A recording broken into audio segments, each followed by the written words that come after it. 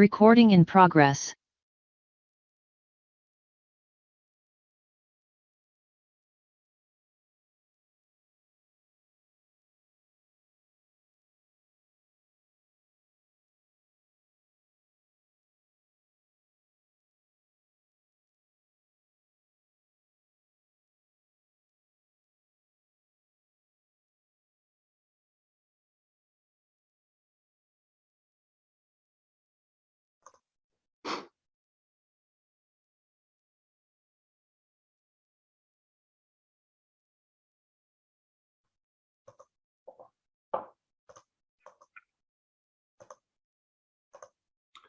Hi, good morning and welcome, and thank you for joining the staff public workshop of the proposed sanitary sewer systems general order reissuance.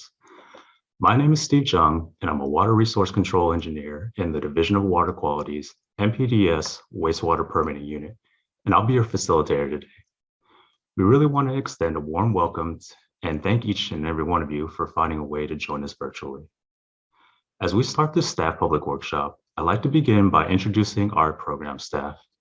Today we have staff from the Division of Water Quality, the Office of Enforcement, Office of Chief Counsel, and our regional boards, who will either be presenting or working behind the scenes to make this workshop possible. So beginning with the Division of Water Quality, I'd first like to introduce Diana Messina, who is our Surface Water Permitting Manager, Afrus Farsimidan, the MPDS Wastewater Program Manager, Walter Mobley, the program engineer managing the sanitary sewer systems general order, and Renan Haragui, who is a water resource control engineer in the unit. From the Office of Chief Counsel, we have Tim Regan, the Office of Enforcement, Brian Elder, Laura Drabrand, and Jamie Johnson. And from our regional boards, we have Tamara and Anderson. Excuse me.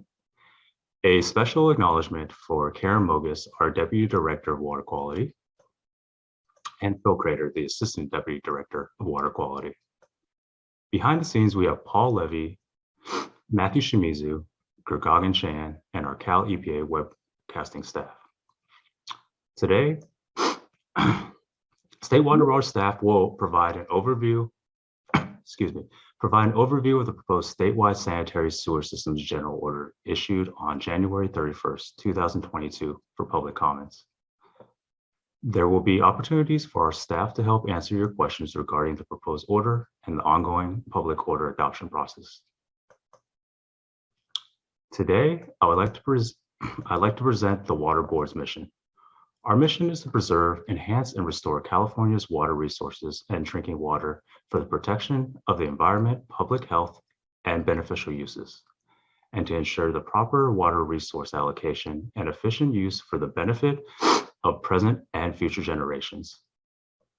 To complete its mission, the State Water Board develops statewide permits, policy, and regulations and supports the 9 regional water board efforts.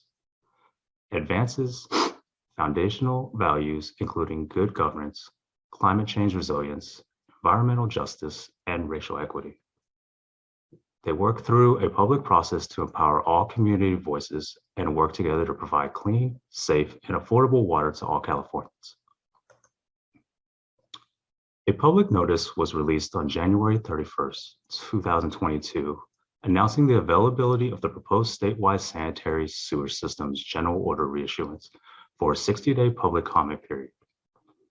Written comments are due by 12 p.m. noon on April 8th, 2022. Today is the second of 2 staff public workshops that explain the proposed requirements. Today's workshop will run from 9 a.m. to 3:30 p.m. Finally, the State Water Board public workshop for the board to hear oral comments will be held on March 15th, 2022 at 9 a.m. Future public notices regarding a final draft order that considers public comments will be posted on our Sanitary Sewer Overflows Reduction Program page listed on the screen. Additionally, you can subscribe to the library's email list for public notices at the hyperlink listed on the screen as well. Now, don't worry about writing down the link. We will display these links at the break for your convenience to jot them down. So today's purpose of So the purpose of today's workshop is to provide an overview of the proposed general order. Somebody asked later if it would be available, and they basically said, no, not really. To also answer questions regarding the proposed general order requirements. And overall, our goal is to increase participants' understanding of the proposed general order content in advance of the March 15th State Water Board public workshop, and also the due date for public written comments on April 8th, 2022.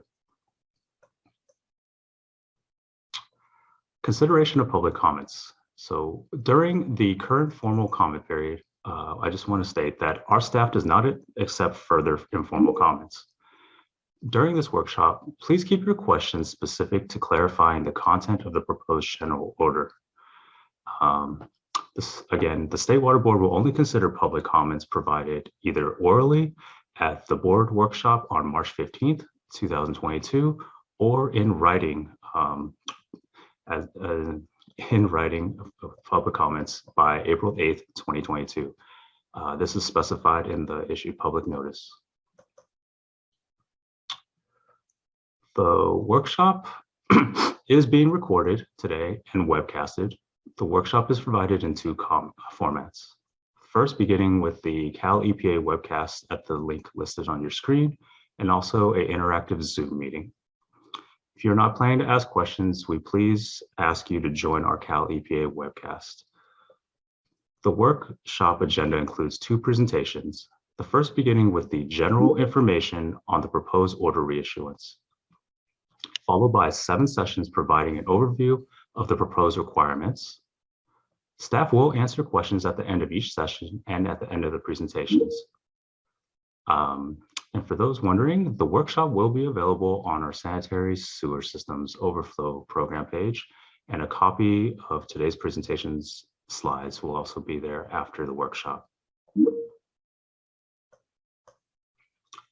Today's agenda, I'd like to quickly go over. We're going to begin with the general information proposed general order reissuance, tentatively from 9:15 to 9:45 a.m., followed by the 7 sessions, beginning with session 1, organization of the proposed general order, session 2, regulatory coverage and application requirements, from 9:45 to 10:30 a.m., followed by session 3, prohibitions, from 10:30 to 11:15. Then wrapping up with session 4, overview of specifications and prohibitions, from 11:15 to 11:45 a.m. We'll have a short lunch break from 11:45 to 12:15, and then we'll resume with session 5, sewer systems management plan requirements, from 12:15 to 1:45 p.m. And then session 6, notification, monitoring, reporting, and record keeping requirements, from 1:45 to 2:30 p.m. We'll take a short break from 2:30 to 2:40 p.m., concluding with session 7, the electronic sanitary sewer systems service area boundary maps, from 2:40 to 3 p.m. We'll conclude with next steps and answer any residual questions. We'll adjust the schedule as necessary based on the number of questions that we get, and can adjust times as well for today. So how will we ask questions? We ask that every participant that has a question, click the chat icon in the Zoom menu. We ask that you type your question and address it to everyone. And please reference the slide number your question is concerning. Questions will be answered either in the order received per current topic or per the current topic being discussed. Again, I'd like to note that staff isn't accepting informal comments during this workshop, and that all comments must be directed to the State Water Board during the March 15th, 2022 board workshop, or in written public comments as specified in the public notice. To keep on pace with today's workshop schedule, we will answer as many questions as we can within the time allotments. If time permits, at the end of the workshop, we will circle back and address any remaining questions.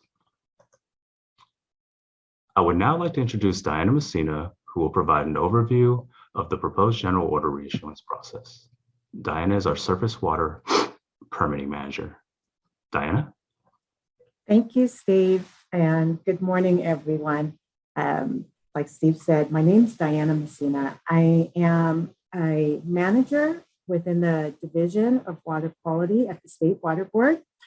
And I manage over our multiple statewide surface water permitting programs, which includes both wastewater and stormwater.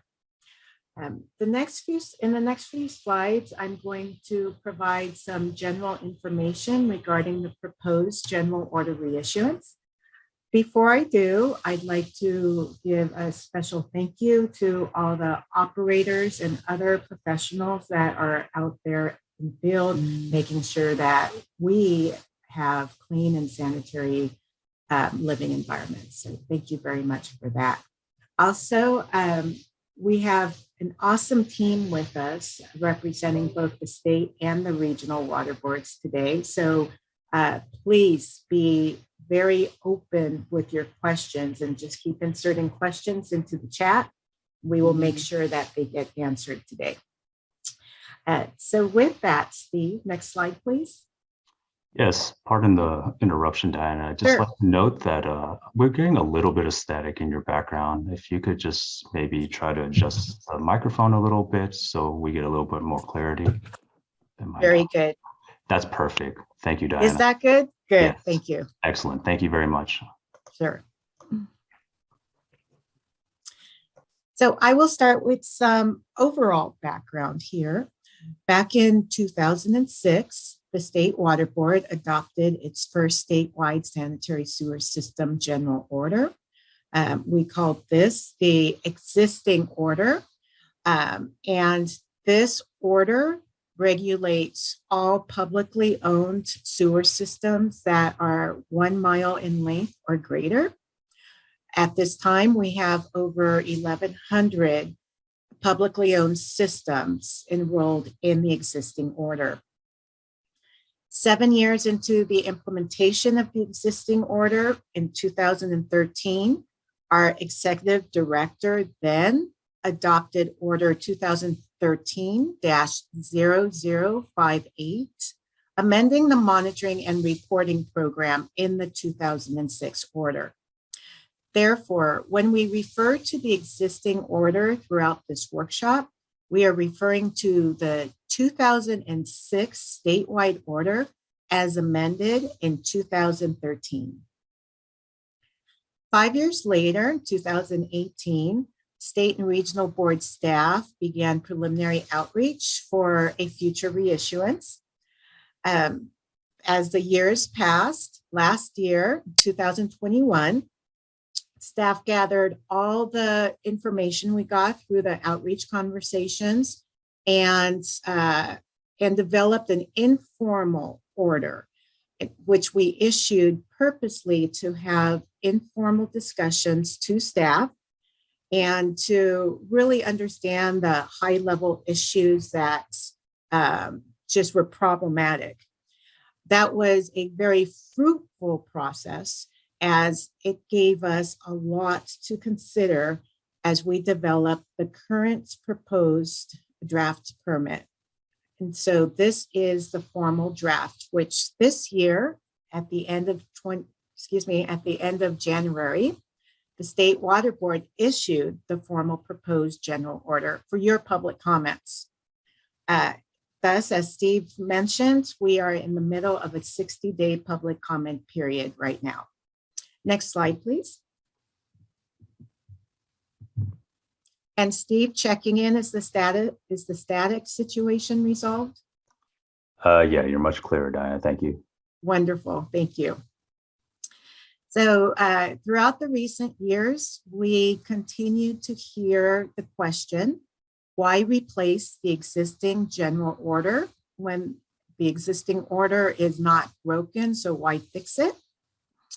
We are proposing to replace the existing order to update it. It is a 16-year-old order, and we are proposing to update it per current water board regulations, state water board resolutions, and state and regional water board enforcement needs.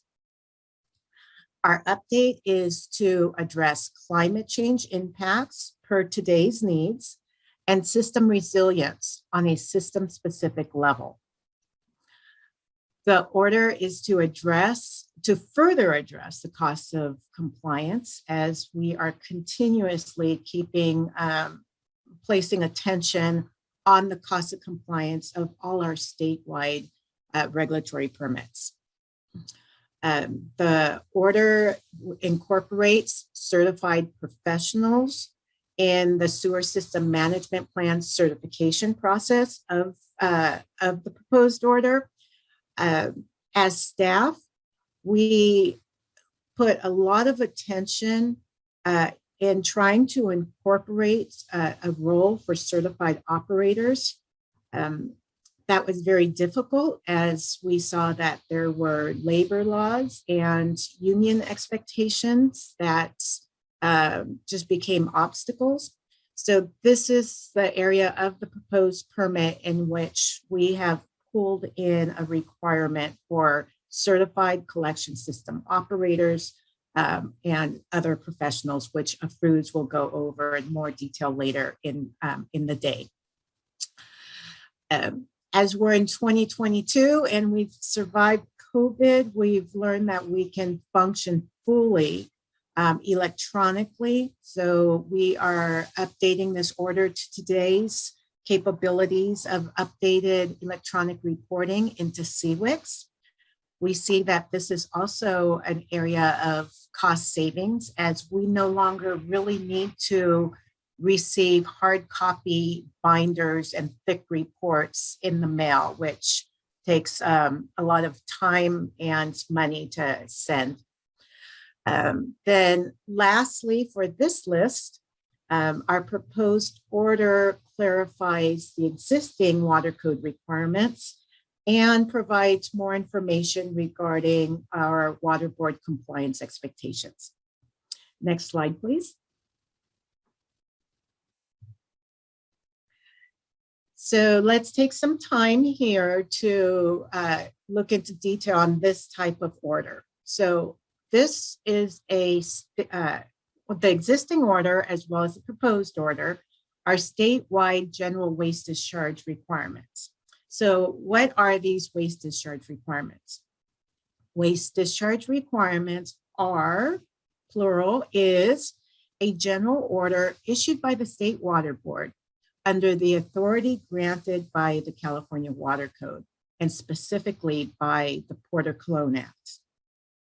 Waste discharge requirements is a general water quality order that protects waters of the states.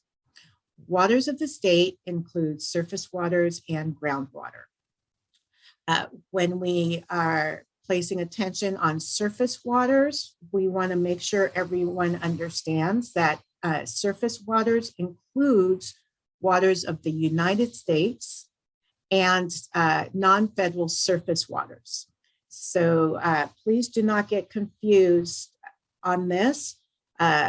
So waters of the state include waters of the United States, as well as other surface waters and groundwater.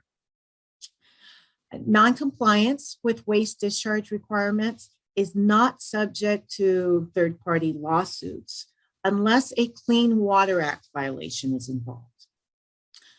And lastly, enforcement of waste discharge requirements is per the discretion of the applicable Regional Water Quality Control Board and also the Office of Enforcement at the State Water Board. Next slide, please. So here's a somewhat busy slide.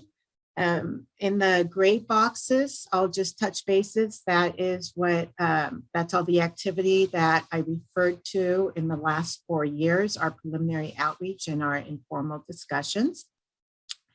Now let's look at the middle dot in the arrow and the box in the center of the slide. Today, we are in the middle of the 60-day public comment period. This is a formal comment period. Yesterday and today, we're holding the staff workshops. And the purpose of the staff workshops, like Steve explained, is for us to assure that you are understanding the content of what is proposed in the draft order that was issued, so that you're educated and as you read the order and carve out comments, you understand what your comments are regarding. 3 weeks from now, a little less than 3 weeks, on March 15th, the State Water Board will hold a public workshop to hear your oral formal comments directly to the board. And then the 60-day public comment period ends on April 8th. That is the due date for all written comments to be submitted per the instructions in the public notice. As the 60-day comment period comes to a close, staff will start cataloging and reviewing and considering all the public comments, both oral and written. And we will be developing a response to comments documents to provide all our feedback on all the comments. And concurrently, we will be finalizing the draft order, making modifications per our consideration of public comments. As we proceed, a public notice will be issued for a subsequent State Water Board meeting, where the board will consider adoption of the final draft order. Please note that this project, the development and adoption of a reissued sanitary sewer system general order, is on the State Water Board's 2022 strategic plan, which was just recently posted on our board's website. That means that as staff, we are placing our resources to make sure we have a final draft order ready for our board to consider as we go forward in 2022. Next slide, please. This slide shows that our Division of Water Quality permit writers did not work in isolation in development of the proposed order. We worked very closely and collaborated with our regional water board staff and our State Water Board Office of Enforcement staff. Next slide, please. And concurrently, we also conducted a lot of external collaboration, and we continue to do so. State Water Board staff just sent out a formal invitation to Native American tribal representatives, inviting them to speak to us one-on-one and discuss any concerns they may have with the proposed order. Throughout the informal discussions, we have been meeting with University of California representatives as they have specific sewer system concerns, and as they're not a typical municipality.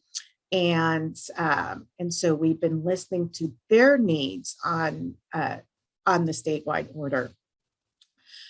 We've held numerous discussions with the California Association of Sanitation Agency and the their partners, which include BACWA, SCAP, the California Water Environment Association, CIVICWA, which is the Central Valley Clean Water Association, and other associations I don't have shown here. Those discussions were extremely helpful for us to understand the perception of public agencies and actually what truly goes on out there on a daily basis, making sure that a proposed order is feasible for our enrollees. We continuously partner with the U.S. Environmental Protection Agency, and we take their input and their concerns regarding sanitary sewers extremely seriously. The California Coastkeeper Alliance is the lead representative for environmental groups throughout the state. So we've also been having discussions with them. And I want to emphasize the State Water Board's partnership with the California Water Environment Association, CWEA. We have a memorandum of agreement with CWEA to continue partnering on the necessary training and outreach to assure that the operators and superintendents and representatives of the enrollees understand the proposed order, and we just keep flowing the information out as well as taking information in. We've been working closely with CWEA to have them set up what training we foresee we may need when the proposed order is adopted. I do want to say that there is nothing in the proposed order that is for certain until our state water board actually adopts it at an adoption meeting. So everything right now is proposed and we're proceeding with it being proposed. Next slide, please. So thank you. That ends my general information. Steve? Yes, hi everyone. Now is your opportunity to enter any questions you may have into the Zoom chat box for us to read off and respond to. We'll give you just a little bit of time. I don't see any questions quite yet. So we'll give you just a little bit of time just in case you're entering them now. And if not, then we'll just continue to move on to our sessions. Thank you. And I will be facilitating the answering of the questions that comes in together with Renan Haragi, and to make sure that the appropriate team member answers your questions. As we wait, I do want to state that the reason why we as staff are not taking in any more informal input during the public comment period is that we do not want to have a moving target. And through our public process, we always assure that every interested party is able to see any changes that takes place in any version of the proposed order with enough time to comment on it. So, so please don't think that we're just putting our hands down and not wanting to listen to you. If you have some informal comments during this workshop, please pose them as a question so that we can answer them and everyone can hear the clarification. And So, I do see a question from Mary Tija. Will this PowerPoint be available? Steve? Yes, hi, Mary. The PowerPoint will be available on our website. Again, I'll mention it will be posted during breaks at our sanitary sewer overflow reduction program page after the workshops. So you'll be able to access the recordings from today and yesterday's workshop, in addition to the PowerPoint slides as well.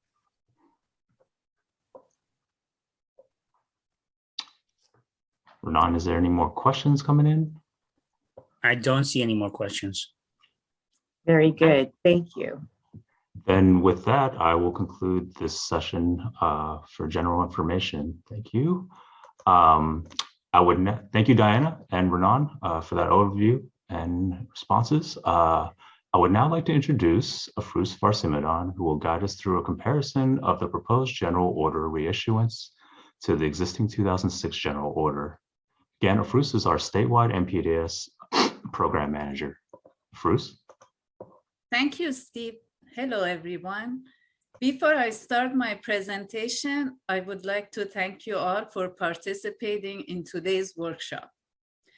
We truly appreciate all the feedback and comments you provided over the last few years during the development of this general order. Your feedback has helped us draft and refine this proposed order. My presentation today focuses on explaining the content of the draft order and providing a summary of major changes compared to the existing 2006 order. To keep this workshop discussion organized, I'm going to provide my presentation in 7 sessions. After each session, you will have time for questions and answers. Next slide, please. The first 2 sessions focus on the organization of the proposed order, which is this first session, and the regulatory coverage process, which is in session 2. Please enter your questions on session 1 and session 2 in the chat during my presentation. We will be answering questions on these topics after session 2. Next slide, please. We have updated the proposed order format to be consistent with newer Water Board statewide orders. This new format facilitates reference to specific requirements and supports consistent enforcement statewide. Also, in this reissuance, we have avoided using acronyms. Every single term is spelled out. You will not hear any mention of SSO. Throughout this proposed order, we use the word spill to refer to sewage spills instead of using the word SSO, sanitary sewer overflows. The main body of the order consists of 6 sections, including an introduction section. Regulatory coverage and application requirements, providing information for automatic enrollment for existing enrollees, and application requirements for new applicants is in section 2. Findings to distinguish the board's basis for the updated order requirements.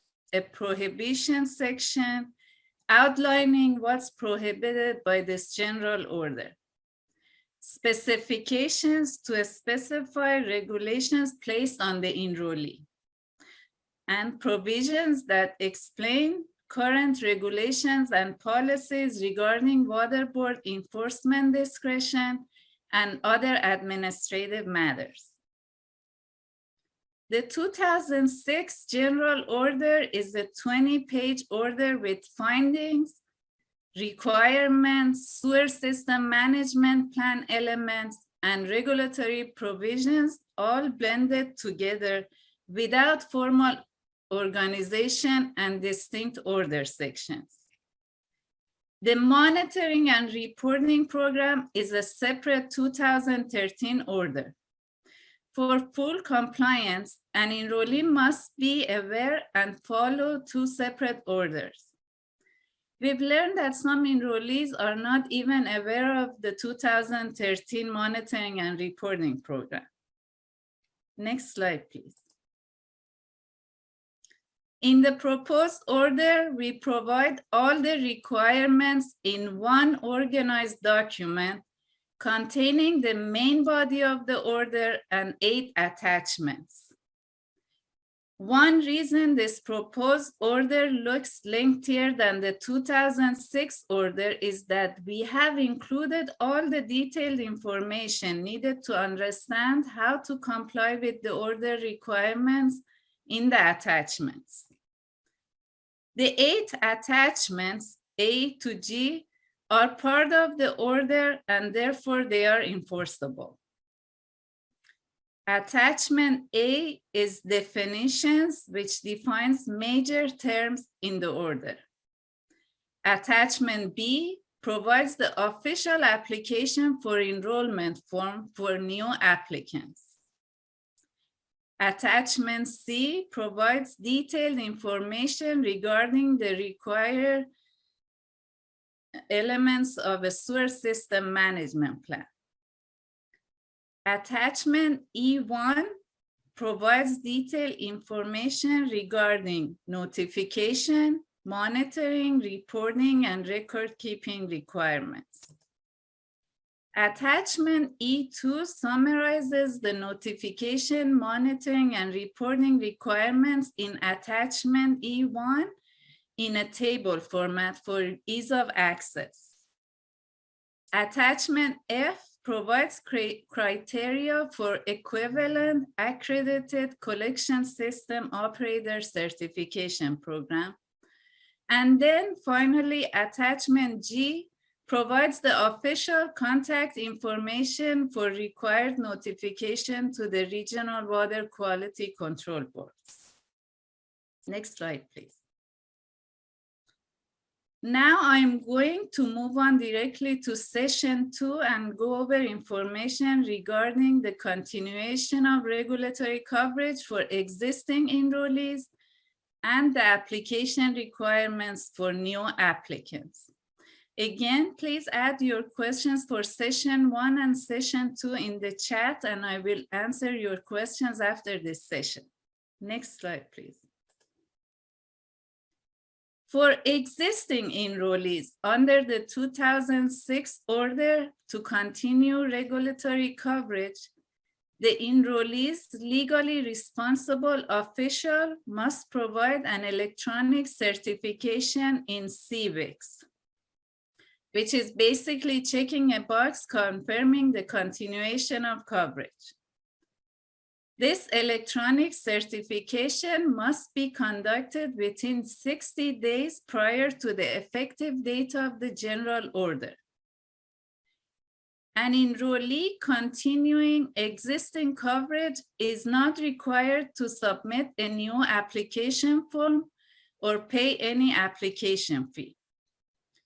The annual fee due date remains the same as the previous order.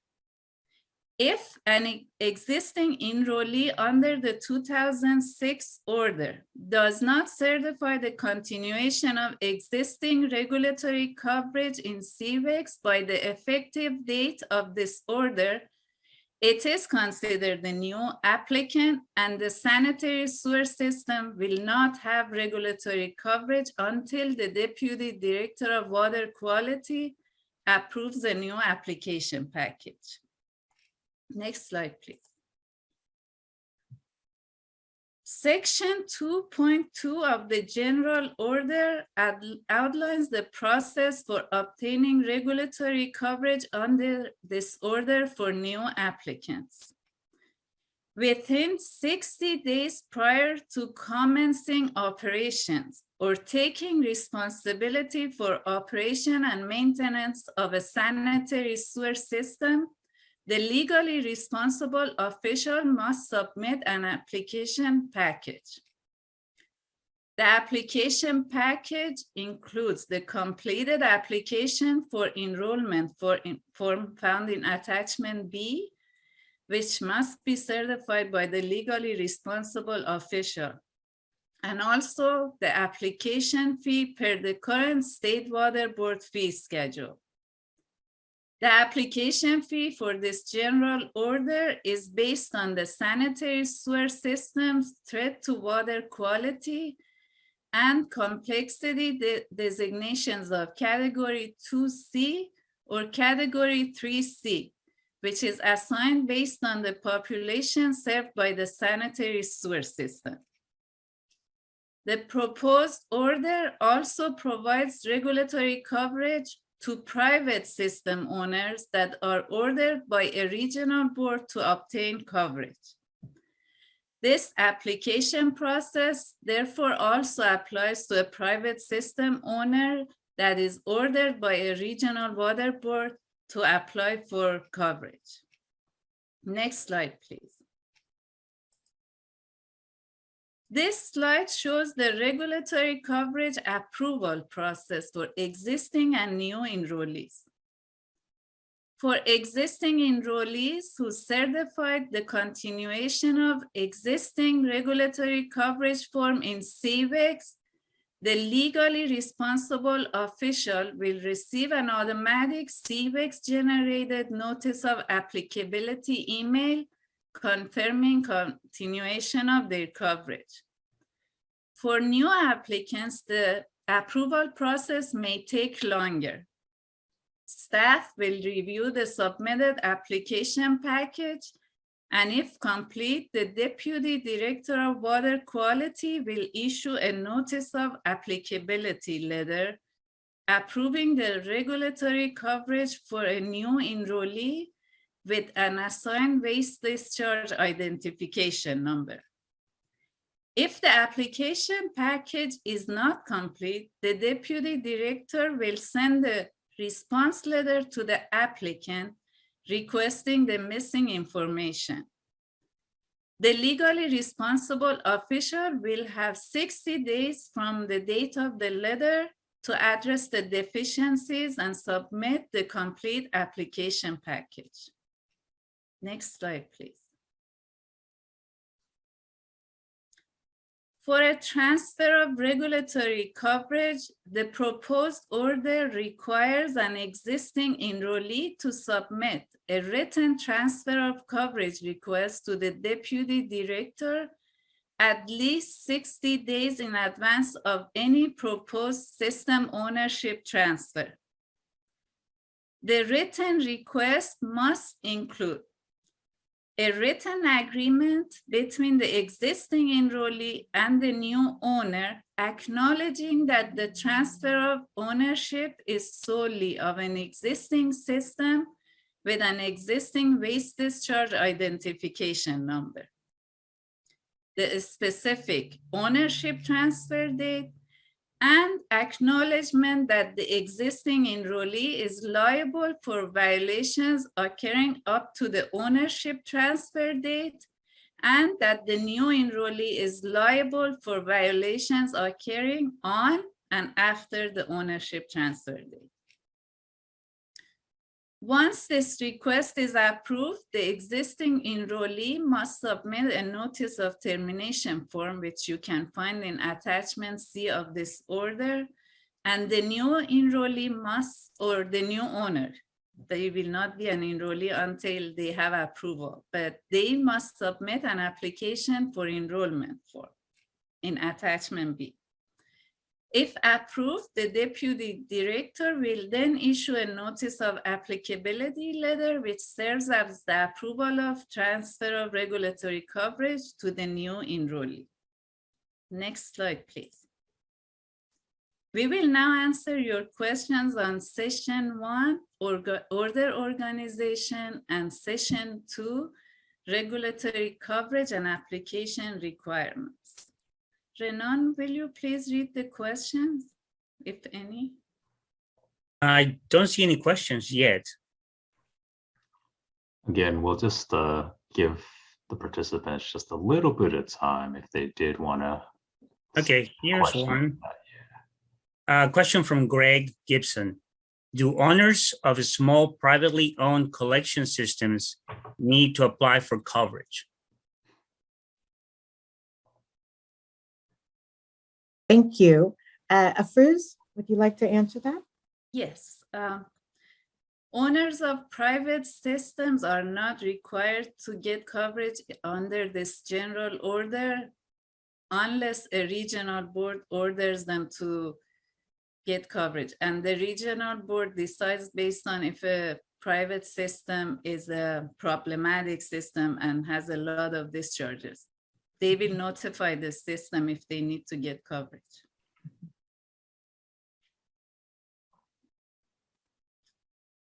You're welcome, Greg. Thank you for your question.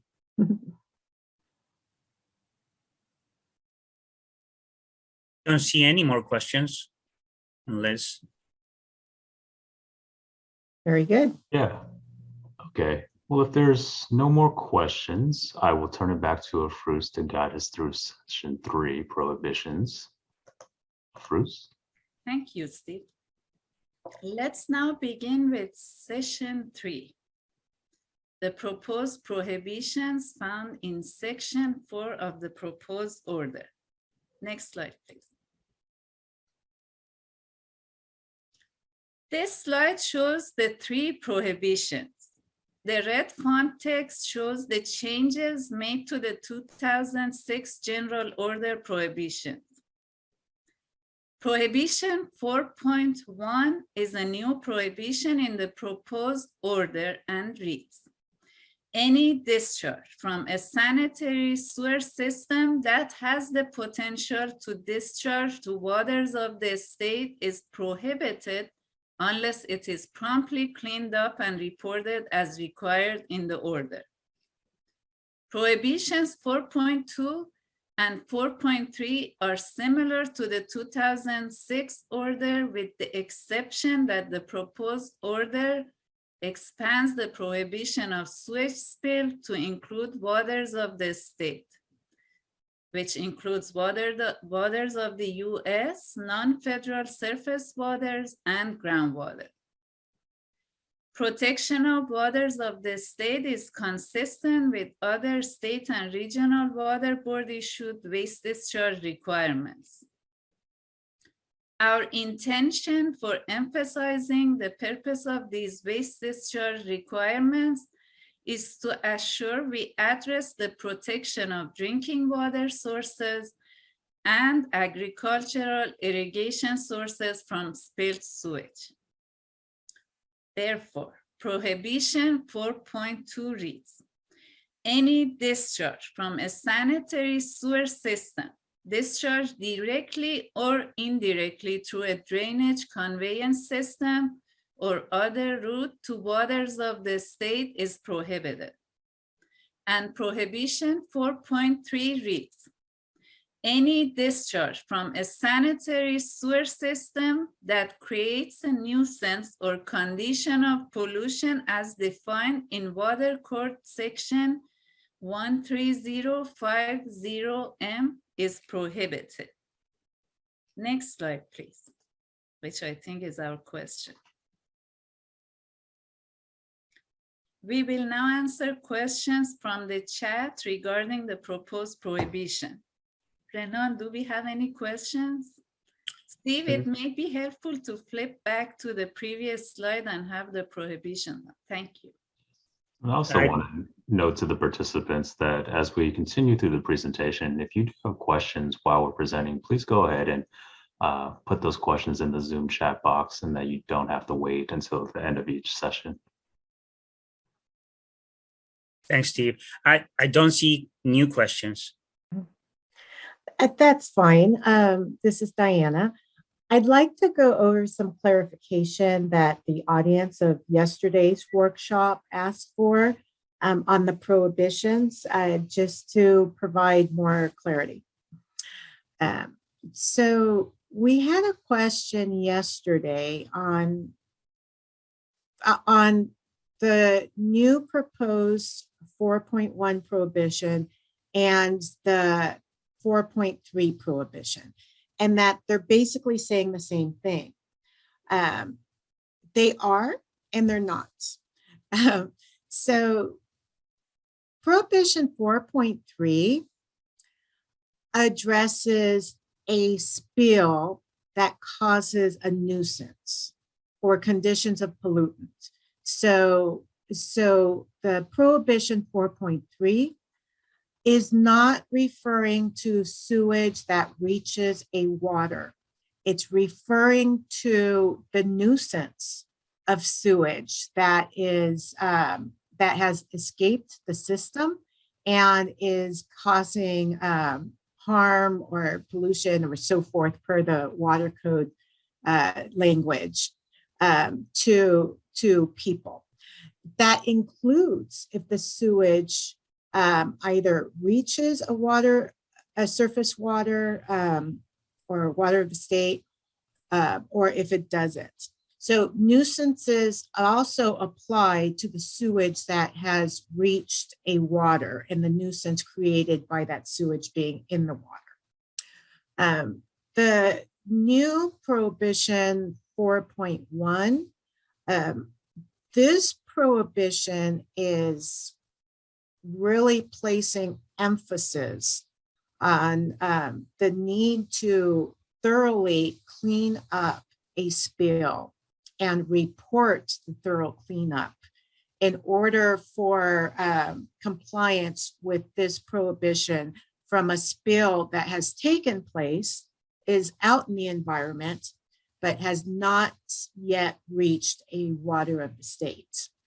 So there is an overlap here, as we are addressing water that has exited a system and has not yet necessarily reached the surface water. And that's kind of the overlap and the distinction between the two prohibitions.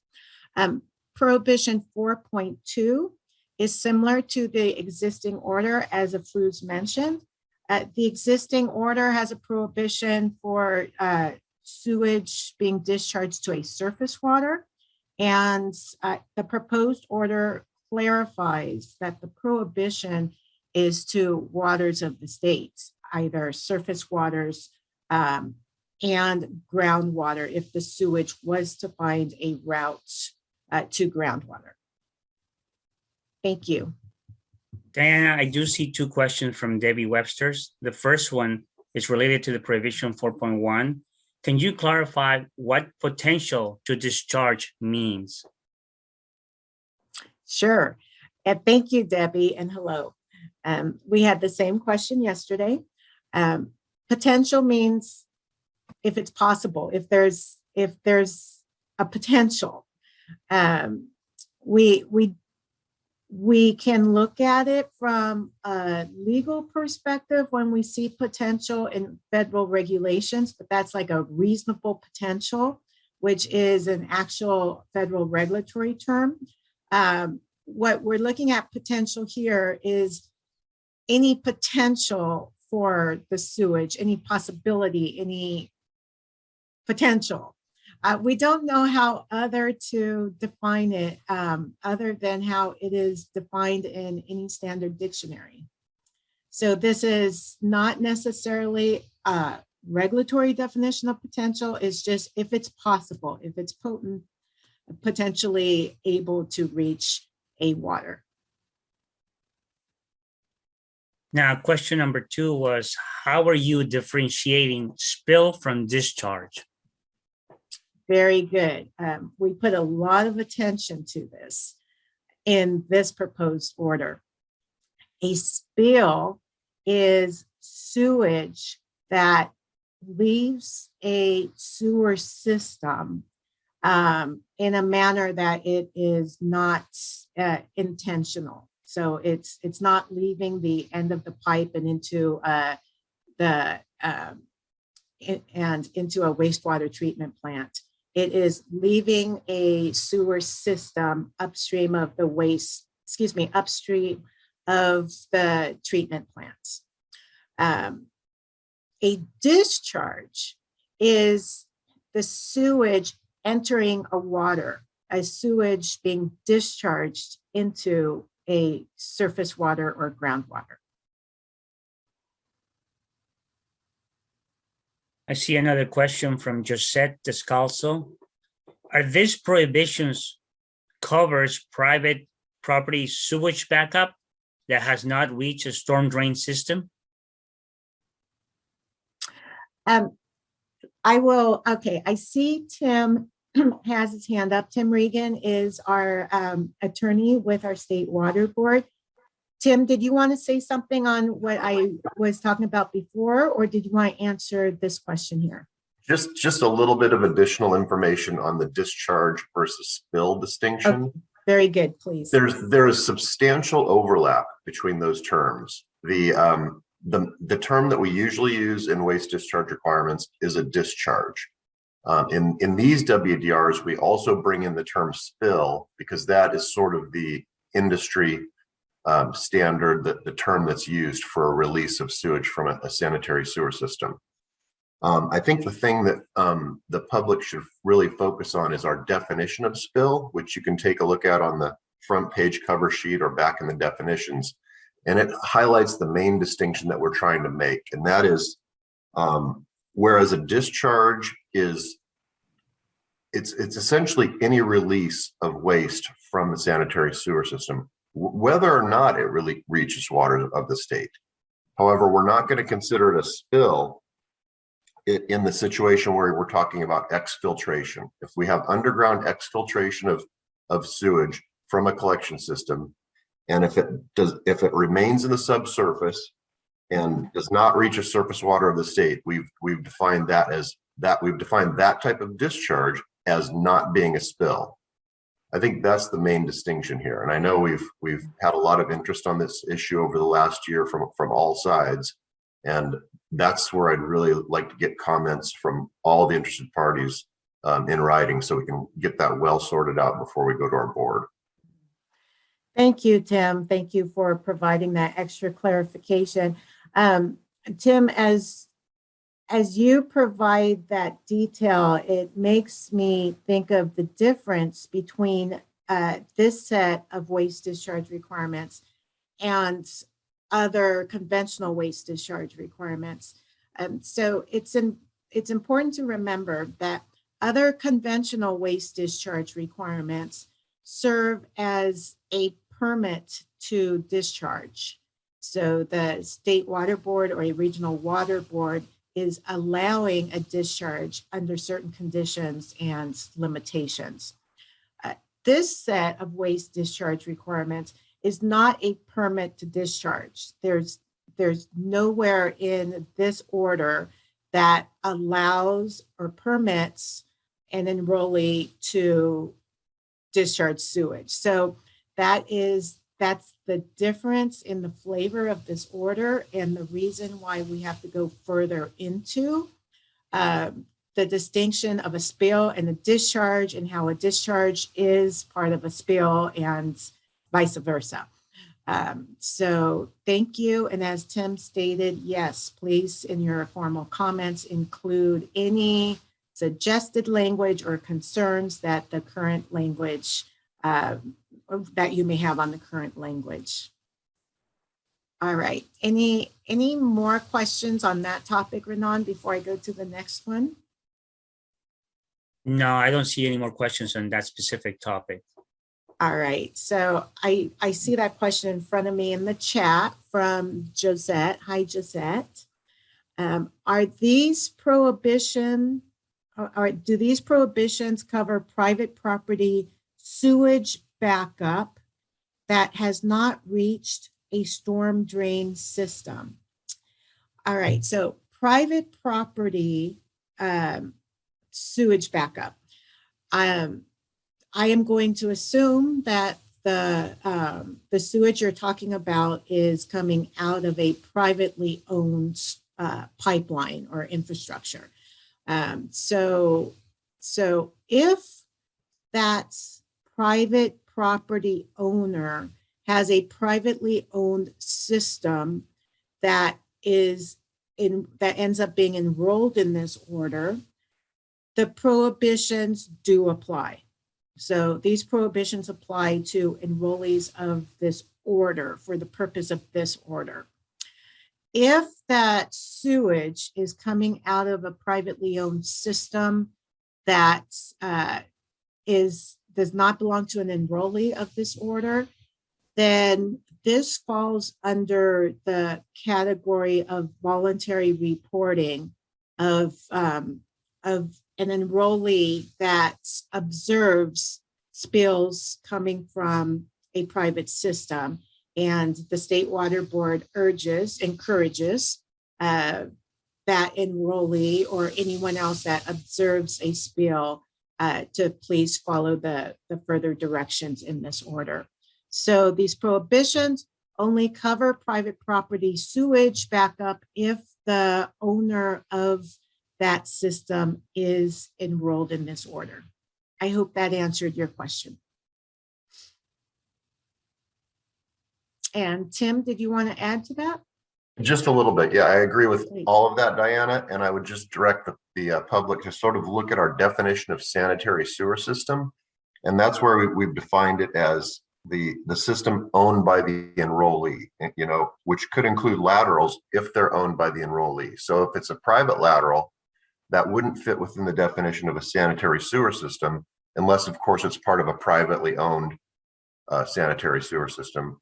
like you mentioned, but the conventional case where you've got a publicly owned sanitary sewer system and then private discharges connected through a private lateral, that wouldn't fit within the definition of sanitary sewer system, and the prohibitions only apply to discharges from sanitary sewer systems. Thank you. That was a good addition. I All right. see another question, but this one related to prohibition 4.2 from Pratik Harne. What does other route mean? Does exfiltration potentially reaching groundwater is prohibited? Sure. And so I'm scanning here other routes, prohibition 4.2. It says other routes. So I'm making the assumption that your question is for 4.2. And if not, please include another reference in the chat. So prohibition 4.2 reads, any discharge from a sanitary sewer system discharged directly or indirectly through a drainage conveyance system or other routes to waters of the state is prohibited. So what does other route mean? All right, when we look at the different routes that sewage can take to end up into a water of the state, which again is surface water or groundwater, sewage can spill from the system, and if it is in the vicinity of a surface water, can just go right into a surface water over land. Additionally, sewage can spill from a system, go into a gutter in a municipal drainage conveyance system or storm drain system. It can also possibly flow into an earthen ditch on the side of the road and then make its way into a surface water.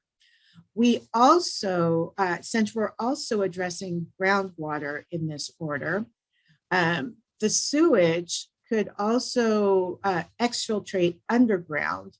And as Tim had mentioned, it could stay in the substrate, subsoil, prior to reaching groundwater. So that is not making its way to groundwater if it's contained in the soil. However, if it's not contained in the soil, if it's sandy soils, if there's high groundwater, the sewage is making its way to a water of the state indirectly through soil. So there's not a direct discharge, a direct pipe into that water body. It is going a different routes. Then also, one last thing is that there may be times that sewage is exfiltrated from a system underground, and due to, and if it is close to a surface water body, it may be discharging underground, hydraulically connected into the subsurface flow of surface water. So, so the sewage could, if this is the situation and the conditions, make its way into a surface water body via the subsurface flows.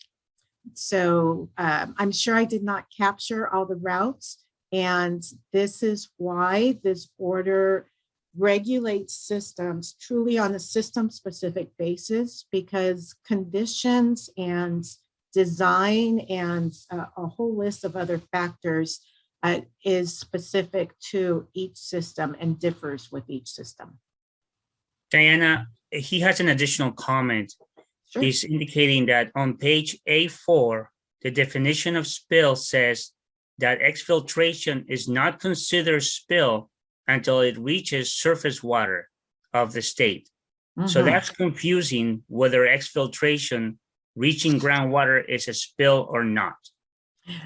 Thank you. And I'll start answering this question, and Tim has his video on, and I know he's going to have good additional clarification. From all the discussions we had informally with a lot of interested parties, there was a lot of concern that exfiltration was being labeled as a spill because that triggers spill reporting. And spill reporting for all the enrollees under the existing order, you know what spill reporting is. Upon knowing there's a spill, you have to notify, you have to have an informal report, you have to finalize a report, and then all the things that take place with spill reporting. As we thought further through, how do we want to include exfiltration into this proposed order? We realized we do not want to regulate it like all other spills that that flow above ground and into a surface water, because we know exfiltration is different.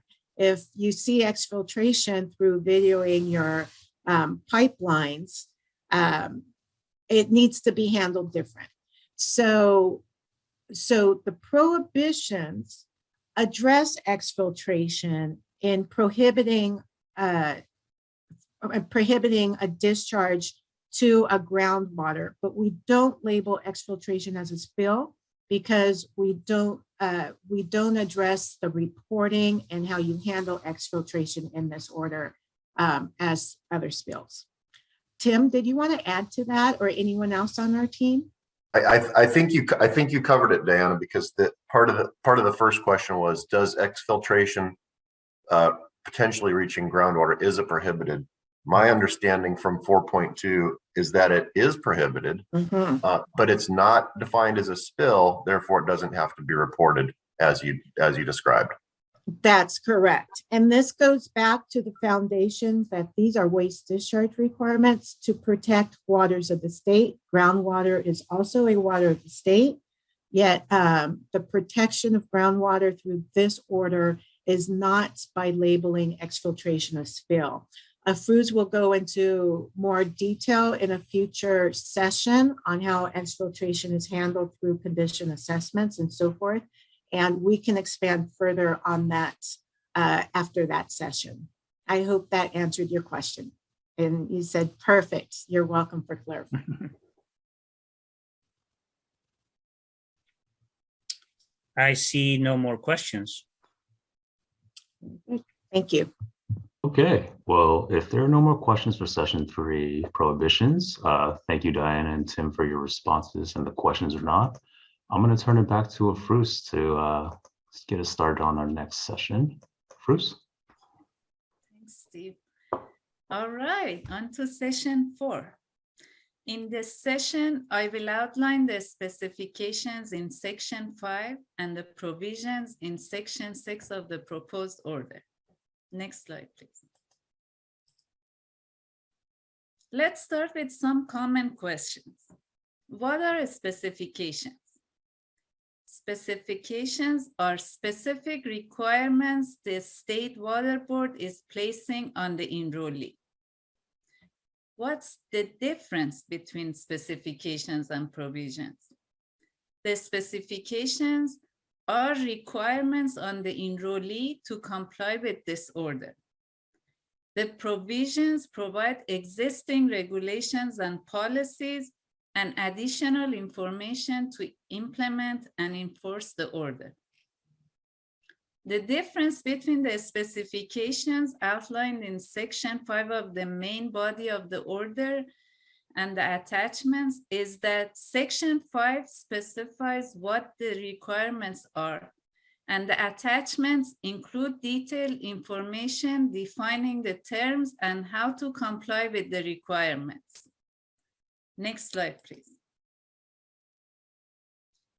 In the next few slides, I will provide an overview of the specifications.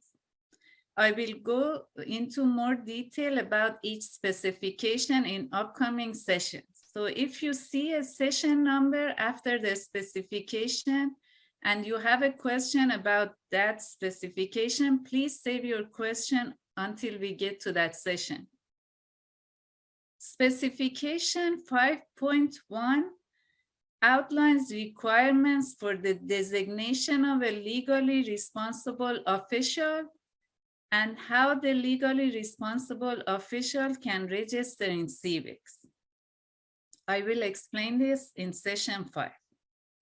Specifications 5.2 through 5.7 specify sewer system management plan requirements. I will explain this in session 5 as well.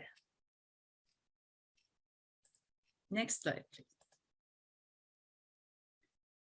Requirements for designation of data submitters is included in section 5.8. The legally responsible official may designate one or more individuals as the data submitter for reporting spills. First, the legally responsible official authorizes an individual to be a data submitter through civics. Then the data submitter can establish a civics user account and enter spill data into civics.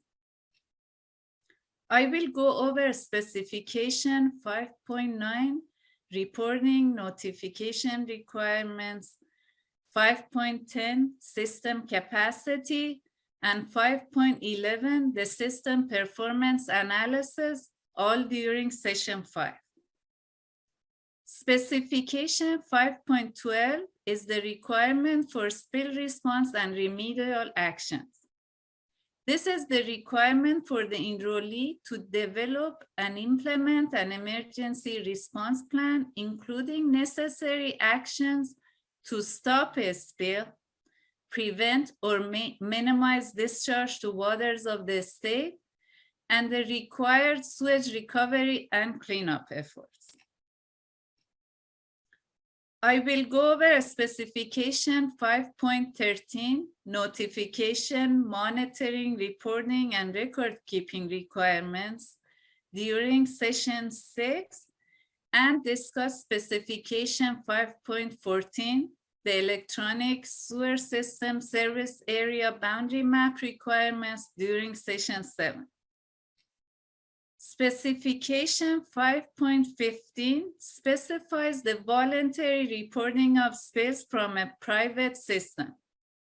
This is similar to the 2006 order, and the State Water Board encourages enrollees to report spills that are estimated to be 1,000 gallons or more that potentially discharge to a water of the state into civics, and also to notify the Office of Emergency Services when observing any volume of spill entering a water of the US.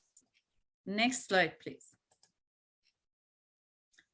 Specification 5.17 specifies how to address unintended failure to report and requires enrollees to promptly contact State Water Board staff by email to request assistance for amending a submitted report if they have become aware that they unintentionally failed to submit relevant facts in that report. Specification 5.18 requires enrollees to report to the State Water Board and or the applicable regional water board the requested information necessary to determine compliance with this general order. Specification 5.20, labeled operation and maintenance, specifies that the enrollee is required to maintain its system in good condition and operate their system as designed to prevent discharge of sewage to the environment. Next slide. Bruce, this is Diana. Sorry to interrupt. Can you go over the last 3 bullets again? I think there was some mix-up in sections. Oh, yeah. Sorry, thank you Yes. very much. I skipped one. So specification 5.18 is for reduced reporting of spills that I will go over later, and specifications 5.19 requires the enrollees report to the state water board if the state water board or regional water board request any information. And specification 5.20 labeled operation and maintenance specifies that the enrollees are required to maintain their system in good working order and to operate their system as designed to prevent sewage spills. Did that cover it, Diana? Yes, thank you. Okay, thanks for reminding. Next slide, please. This completes my presenting the difference between the proposed specifications and provisions and my overview of 20 specification section. Renan, is there any question in the chat?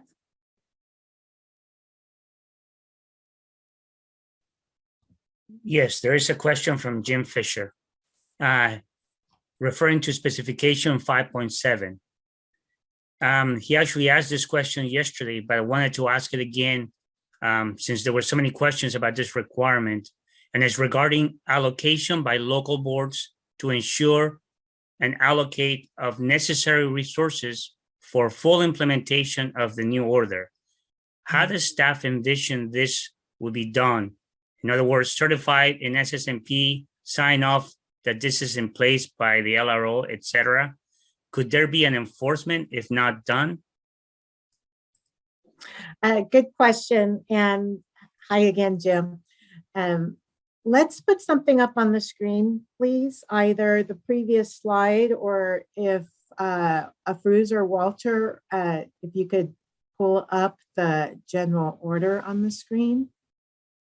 Steve, would you please pull up the general order? It's better if we all look at that specification. It's page 21 of the main body of the order. Page 21. Can you just, for convenience, could you just provide me the PDF page and I can pull that up?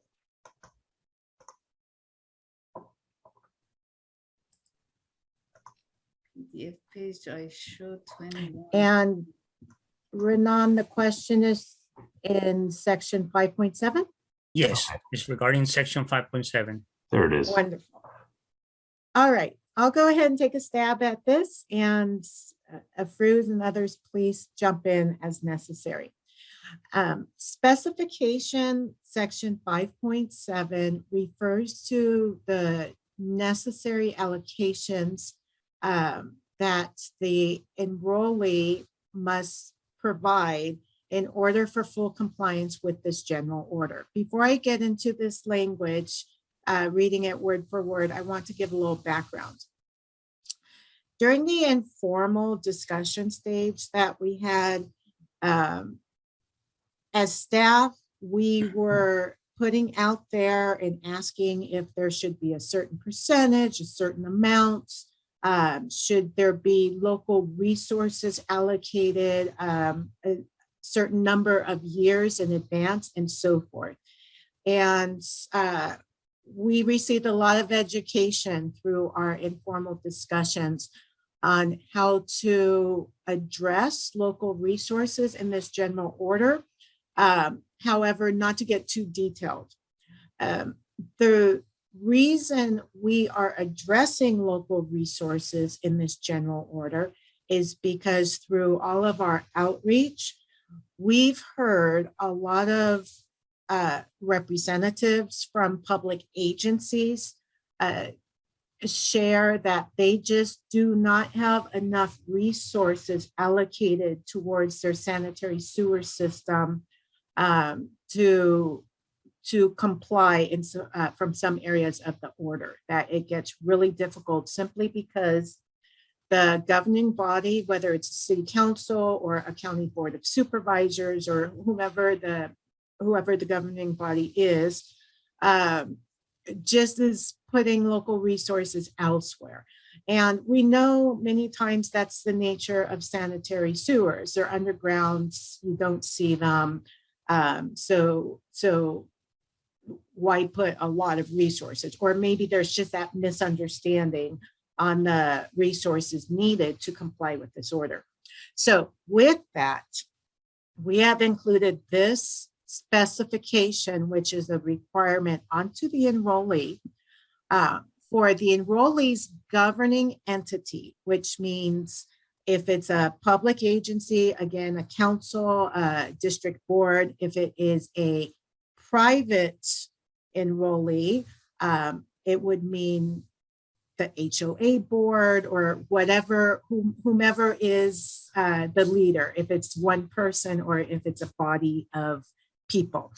That governing entity shall allocate the necessary resources. So that means funds, training, staff, equipment, and so forth, to its sewer system management program for compliance with this general order, for full implementation of its sewer system management plan, and specifically the most updated plan, and for system operation, maintenance, repair, and for spill response. So basically, this says that there is no justification for non-compliance with this order because you don't have enough resources. Somehow, some way, those resources need to make its way to the system in order for the enrollee to comply with this order. We are being extremely careful on costs and looking at all requirements we're proposing continuously to see if those requirements bring forth important actions or important information to protect our waters. And so this is an area. Where we feel needed more attention in this order compared to the existing order. Does anyone else have something they'd like to add? Maybe the Office of Enforcement or others on the team?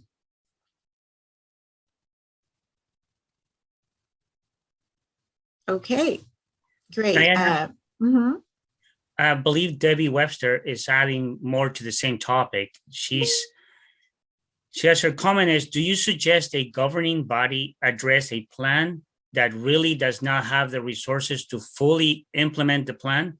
And that in order to do some of the capital projects will require external funds, grants, loans, etc., that have not been secure? The concern is full implementation of its updated SSMP. Okay, great. Thank you, Debbie. And we're understanding your concerns through your questions. The proposed order, different from the existing order, clarifies the expectation that sewer system management plans are thoroughly implemented, which means that that the operation, maintenance, and spill response, and so forth, basically the management of the sewer system is done so in accordance with the sewer system management plan. I believe a lot of our enforcement staff with the water boards, they see the management of sewer systems that is different from what's in their sewer system management plan. So to start answering your question, no, we do not want the sewer system management plan to reflect what is not feasible for the enrollee to implement.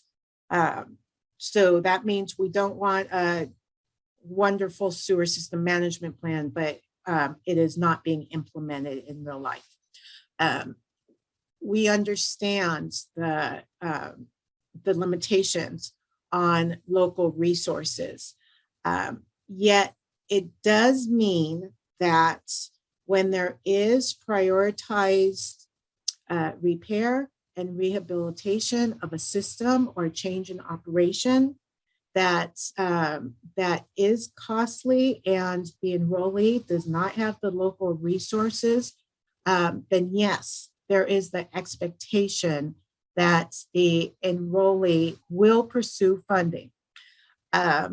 The sewer system management plan updates are every 6 years.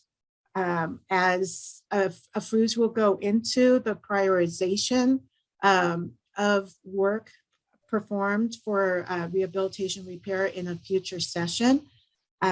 It's almost hand in hand on the enrollee needing to project what is the highest priority of the work to be done on the system, and what is the timing in which the local funds coupled with funding coming from the state or other external sources will address the prioritized areas of the system that continuously spill or continuously cause a threat to waters. I hope that answered your question, and if not, keep asking in the chat. Since we're talking about the same topic, I see Paul Cossey has a question on the same section. Is the purpose of 5.7 to allow enforcement if this section is not implemented by the governing board? I will start this. I'm going to ask Tim and anyone from Office of Enforcement to chime in, please. So as you will see in our proposed section 6, which is provisions, there is a section that provides some factors that regional boards will take into account when they are using their discretion for enforcement. Our water boards typically will not go into non-compliance, which is a certain section of the order, such as this section 5.7. Our water board inspectors may note that there is not enough resources being directed, but truly in our enforcement is focused more on spills. So that's part of the answer. Tim, do you want to expand on that? Yeah, this is as you said, if we're really focusing on spills here. And if there were a situation where there really were no spills happening and, somebody asked, could we enforce 5.7, requiring the allocation of resources to comply with the order? I think in that situation, we would not have a good enforcement case. However, under 13.301 of the Water Code, the regional boards can issue a cease and desist order to direct a discharger to comply with its WDRs. And if it looks like a system is just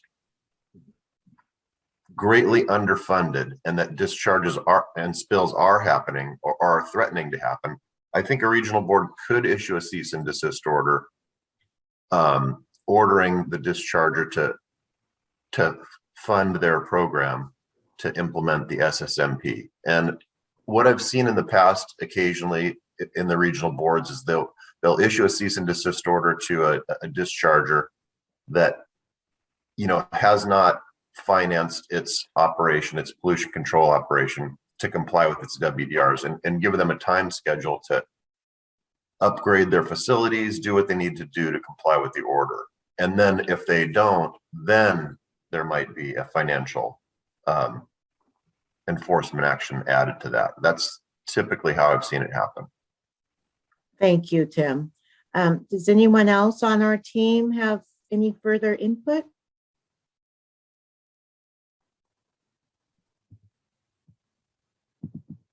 Wonderful.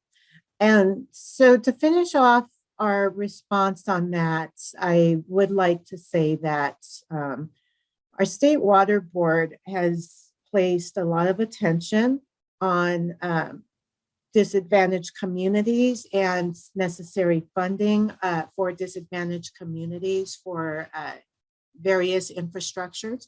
So we are hoping that our Division of Financial Assistance continues its great work on having continued funding programs for sanitary sewer systems, and specifically for disadvantaged systems also, as we continue through the years.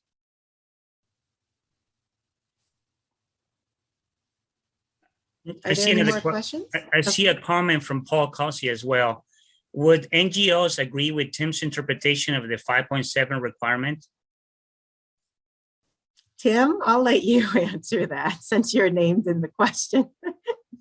I'm not sure how NGOs would feel about it. I don't know if we have any on the call today or the meeting. If so, it'd be great to hear. And our attorneys with the state and regional boards are very on it, I have to say. And we do invite any concerns, any legal concerns coming in from environmental groups to have a direct meeting with our attorneys if they have legal concerns.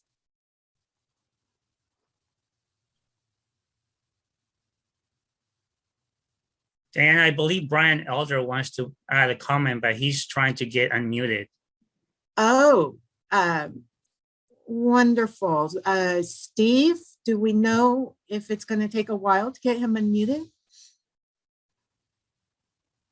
And Brian, we apologize for you being unmuted, you being muted. You're not supposed to be. No, I don't have the permissions. I'm going to work on that really quick and we'll get it resolved. And I'll let Brian know when he's ready to go. All right. And Renan, did Paul Cossey have a follow-up? He did have a statement, will increase the agency legal liability. And so what's the question that's tacked onto? With the first question that he asked on will NGOs agree with Tim's interpretation of the 5.7 requirement? I see. So I'm going to assume that the question is, will non-compliance with section 5.7 on allocation of local resources increase the agency's legal liability? Tim, do you have anything further to add on that? I think that potentially it could. I think what 5.7 is trying to do is be a little bit proactive rather than reactive. And I think the board's main concern is preventing spills. And I think most enforcement action, if not all of it, has been directed at responding to spills. Now that we're adding something like 5.7, trying to get ahead of those spills, I think you could argue it increases the liability because you'd have the violation for the spill itself, and then potentially also for 5.7 for not funding and implementing your SSMP. In a practical sense, they would probably get rolled into the same enforcement action. But that's maybe a question for OE. I'm not sure how they typically handle. Our Office of Enforcement is OE. I'm not sure how they typically handle those. Okay, and I have just a follow-up request for further clarification, and I think we'll just assume. Let's assume that that Paul asking the question may be referencing citizen suits. So Tim, can you just explain the difference between an NPDES permit and the Clean Water Act and how that does not apply to these WDRs, or where that applies within these WDRs? Right, yeah. If there's an NPDES permit and there's a violation of the permit, the Clean Water Act provides citizens with an opportunity to file a citizen suit against the discharger for violating the terms of its NPDES permit. Since this is not an NPDES permit, it's issued strictly under state law under the Porter-Cologne Act. There's no analogous provision in the Porter-Cologne Act for a citizen suit. So it would not create an opportunity for citizen suits liability. The only qualification I would add to that is that and this doesn't have to do with violating a condition of these proposed WDRs. It would be if there's a spill that makes it to waters of the United States, you know, a river or a bay or the ocean, that type of thing. Since this WDR, these WDRs do not authorize that, it would be a discharge to waters of the United States without an NPDES permit. That also, under the Clean Water Act, creates a possible citizen suit opportunity. But it would be under the Clean Water Act, not in terms of being a violation of these WDRs. Very good, thank you. We successfully were able to reverse our error and unmute Brian Elder from our Office of Enforcement. Brian, did you want to speak to this or any previous questions?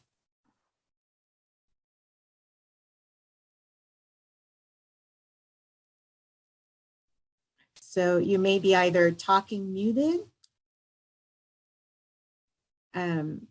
All right, Steve, can someone give us an update on the status for Brian being able to speak? Yeah, he has all the permissions. Not sure why he's not coming through. Oh, I see he just unmuted. Thank you, Brian. And I'm not sure why he's not coming through either. He is officially unmuted per our screen. We're just not hearing you, Brian.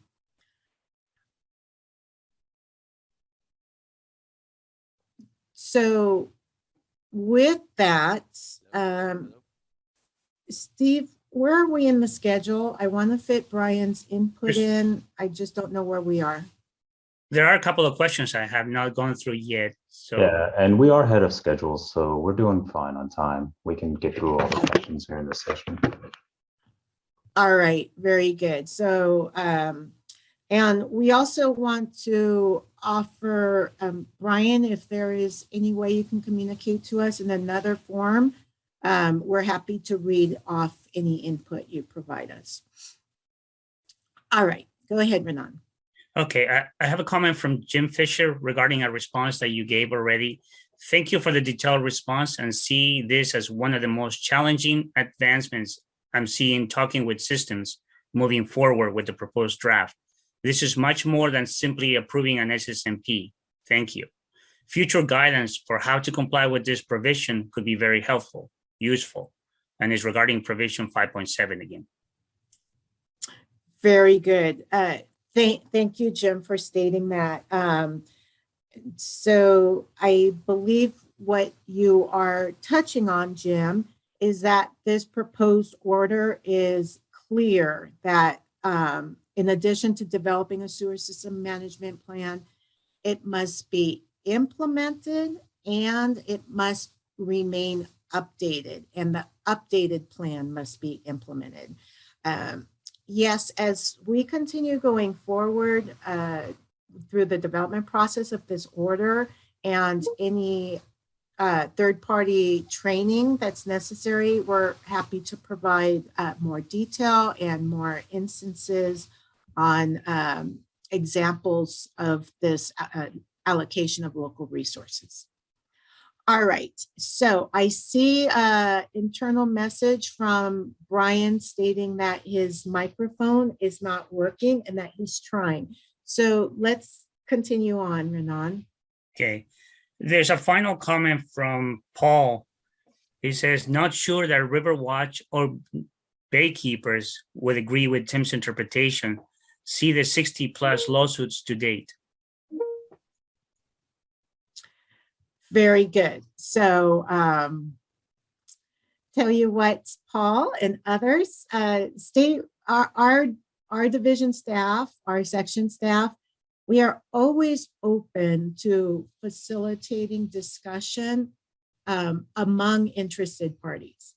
And so if you would like to reach out to those environmental group representatives, if you want to have a direct discussion with them and you would like our facilitation of that discussion, we offer that to you. Jim is having a final comment, I believe, regarding the same issue. Existing order 2006-003 DWQ has it as well in section D11, but this is much more explicit regarding local board requiring allocating adequate resources. Very good. Thank you for that comment. You know, that made me trigger a conversation I was having with an interested party in the recent past. And that conversation was regarding how when a public agency is approached with a potential lawsuit from an environmental group, whether there's lack of legal information or there's fear or whatever it is, that public agency is more apt to just settle and pay to get it out of the way. Since there is so much concern and it appears that there may be legal actions taken that maybe are not applicable and so forth, we can work through CWEA in the training and see if we can pull together a training on the legalities of, you know, of any legal challenges towards these WDRs. So we're open to working on that. Let me go back now to a few questions we skipped since we were talking on, you know, about this topic. One from Andy Morrison. Oh, 1 minute, I'm going to stop you, Renan. Hold Yeah. on. I see Tim has his hand up, so excuse my interruption. Tim? Thanks, Dan. I wanted to ask Paul and others for information on the citizen suits. You know, he mentioned the 60+ suits. We've heard that comment over the last year, and I've kind of asked for information. And like I said earlier, my understanding of the citizen suit opportunity would be that if there's a discharge to waters of the United States, then a citizen suit could be filed for that discharge to waters of the United States without an NPDES permit. I would expect that that's probably what those 60+ lawsuits are dealing with. But if Paul or others are saying, no, they're instead saying you're violating the terms of the existing 2006 sanitary sewer system state order, you know, for instance, by failing to implement an SSMP, regardless of whether or not there's a discharge of water to the waters of the United States. I don't think that's happening, but I don't know that. And I'd like to get information in the written comments if possible. If anybody has it, I would appreciate it. And Tim, are you, so basically, I think rewording what you're saying that if an enrollee is being legally challenged by a third party over non-compliance with requirement in the state level order, because waste discharge requirements are states, is a state order, and that challenge is not affiliated with a discharge to water of the United States, then it may not have merit.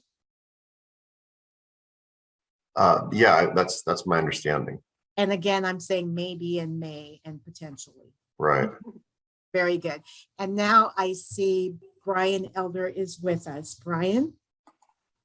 Try this again. Can you hear me? Yes, but if you can either be closer to your mic or speak louder. All right, I'm going to do my best. I'm on a completely different headset today, and thank you to Tamara and Region 3 for okay, and once again, if you can even shout on your end so we can hear you clearer. Thank you. Okay, does this help better? Much better, thank you. Okay, I just wanted to go back a little bit and just, I know there were some questions on, you know, whether enforcement would actually bring in a violation for 5.7. I think Tim did a great job answering that.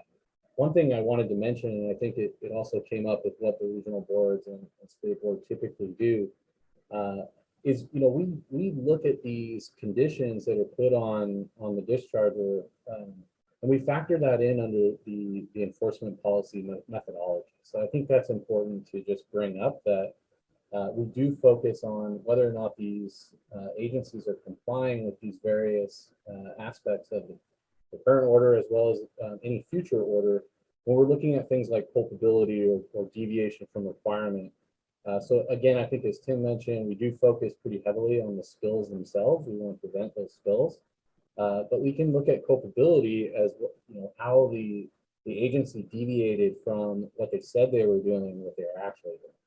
I wanted to make that comment here. That's why we want clarification in some of these various elements and how we utilize that in the enforcement process. Okay, thank you very much, Brian. I'm going to just repeat some of the key things you just said, just in case there are folks out there that could not hear. So in a nutshell, Brian Elder from our Office of Enforcement is referring to the question regarding enforcement of Section 5.7 or any other of these sections. And the response is that compliance with these sections and per the question, specifically on compliance with the allocation of local resources, that is not enforced directly. However, that is a factor that the regional water boards, together with the Office of Enforcement, will pull in and look at when they are considering their discretion of enforcement and the level and magnitude of enforcement that the regional board ends up choosing to proceed with.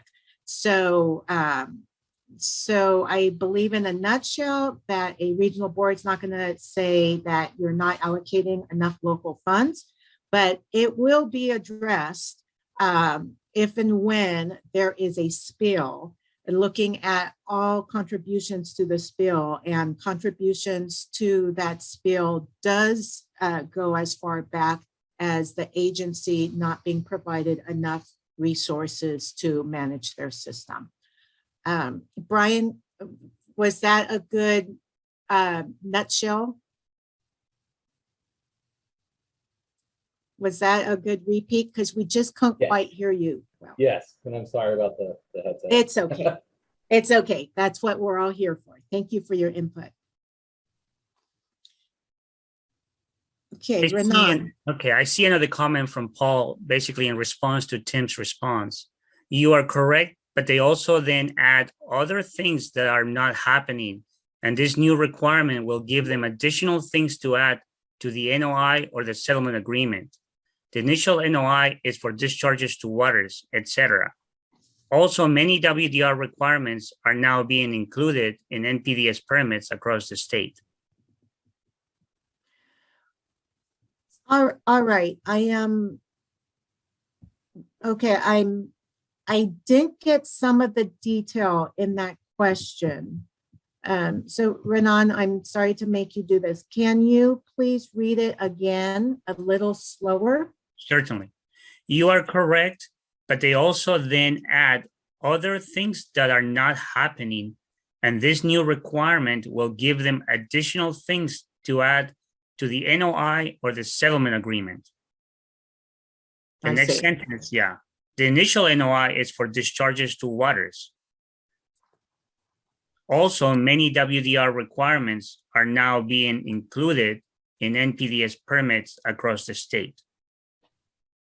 Very good. So I'll answer this in two ways. And again, please, anyone from our team jump in.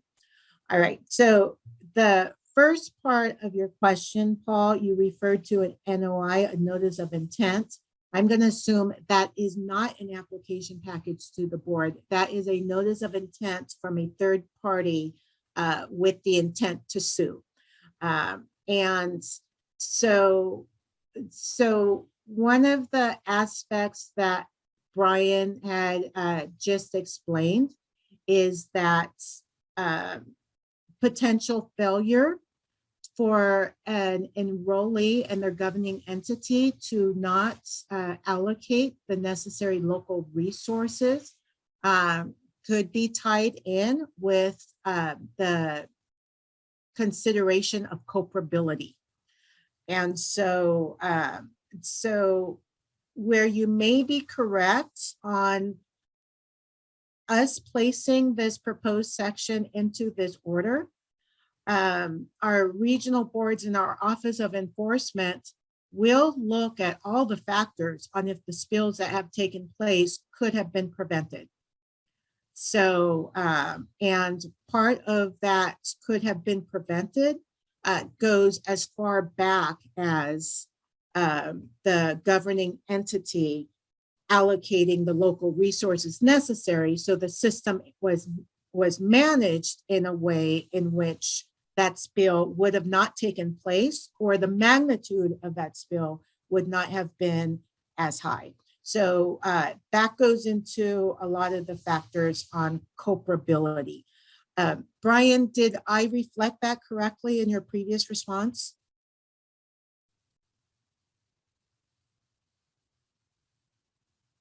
Yes. Wonderful, thank you. There was a second part of the question, Renan. Can you repeat the second part of the question, please? Yes. Also, many WDR requirements are now being included in NPDES permit across the state. All right, very good. On this part of the question, I like to educate everyone that a statewide general order issued by the State Water Board is basically a blanket order that lays out the minimum requirements for all applicable enrollees throughout the state. A regional water board does not have the authority to waive any of these requirements from any enrollee, basically make the requirements less stringent on any enrollee. The regional water board, however, does have the authority to increase the requirements through a regional board order to a level that's necessary to address the threats to waters within their region. That is their authority as a regional board and their responsibility to protect waters in their regions per the conditions and factors in their regions. That is why we have 9 different regional water boards whose jurisdiction is outlined per the major watersheds of the state. With that, we work internally with our regional water boards to have them identify any areas of overlap, any area of potentially double regulating, as where one violation would be a violation of 2 different orders. We work closely internally. If there is an enrollee that is seeing that there's duplication and not an increase of requirements in a regional board order, I would suggest that you contact your regional board and you have that discussion.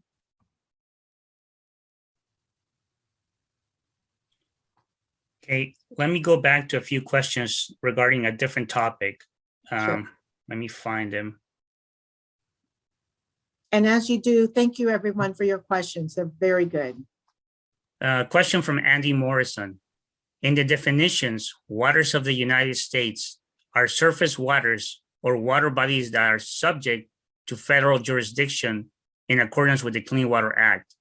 Is there a list or a map that spells out which waters are subject to federal jurisdiction so that an enrollee can identify where the waters of the United States are in their service area? I will start this response, and a heads up to you, Tim, and others that you will need to complete the response.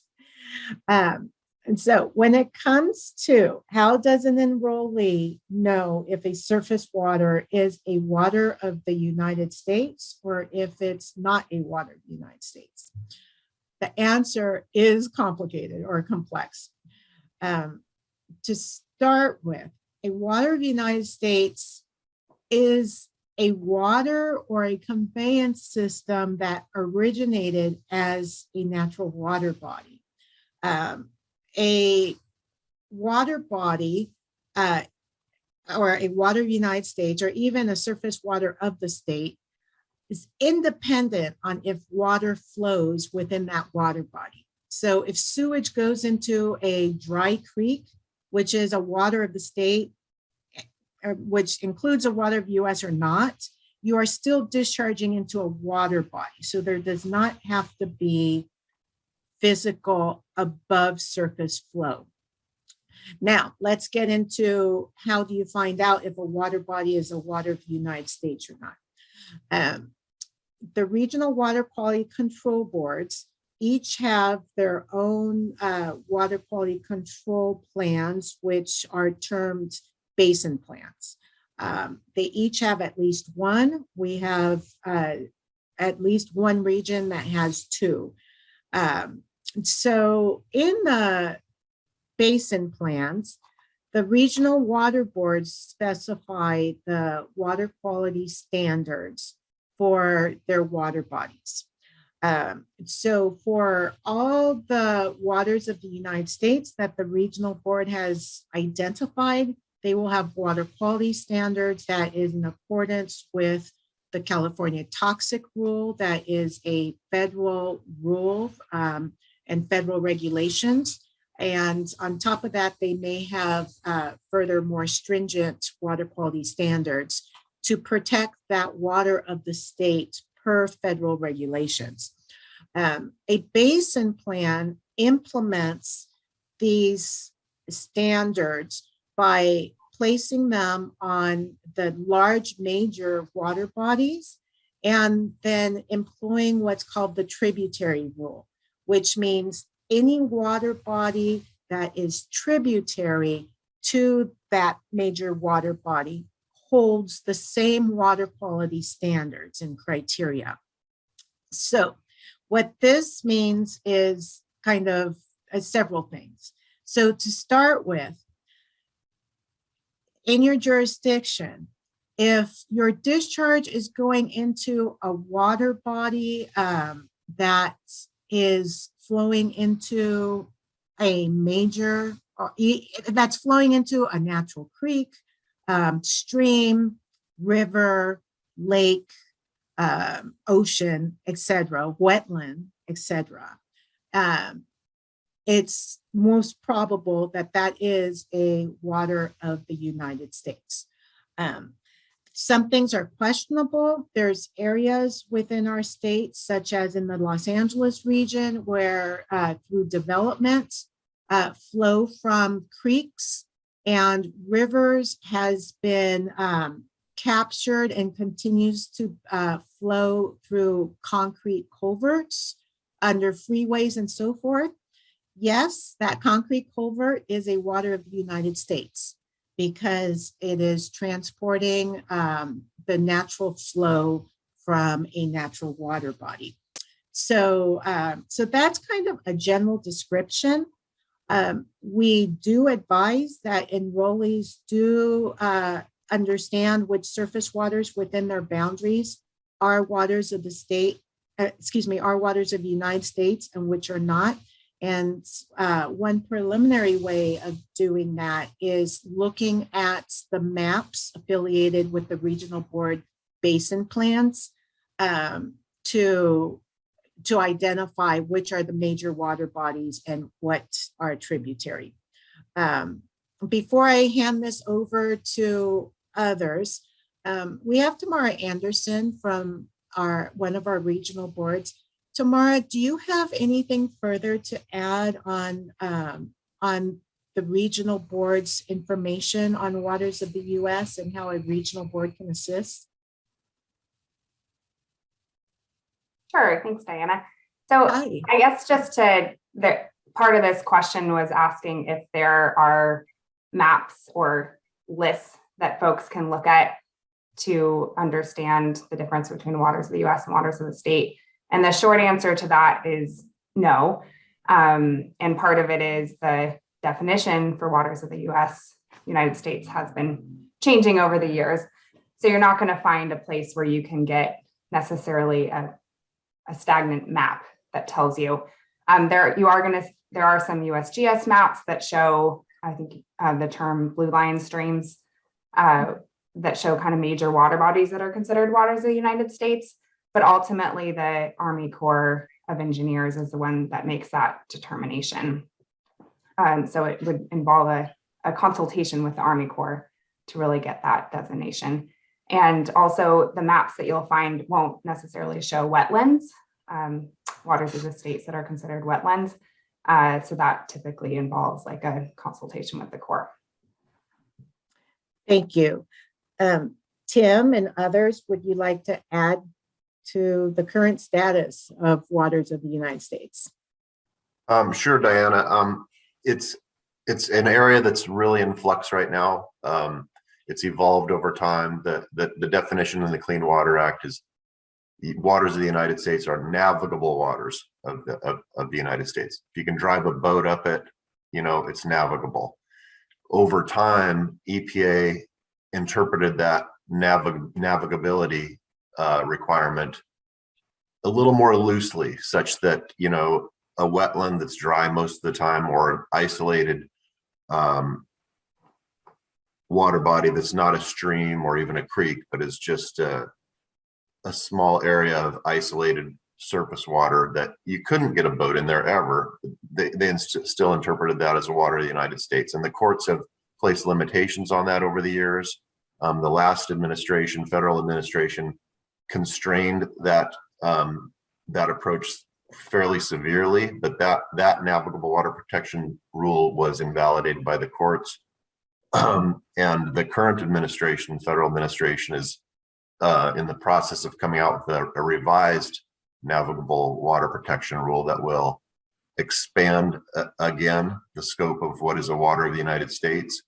So I think it's really important for dischargers or enrollees in this order to work with their local management and legal advisors to decide which waters in their area are waters of the United States, because it's a lot rides on it in terms of whether it is or it isn't. And unfortunately there is, as Tamara said, there's no great map you can look at. I mean, the blue line streams for sure. I mean, that would fit within even a narrow definition of waters of the United States, but there could be a lot more that would fit within that definition that would not show up on any map.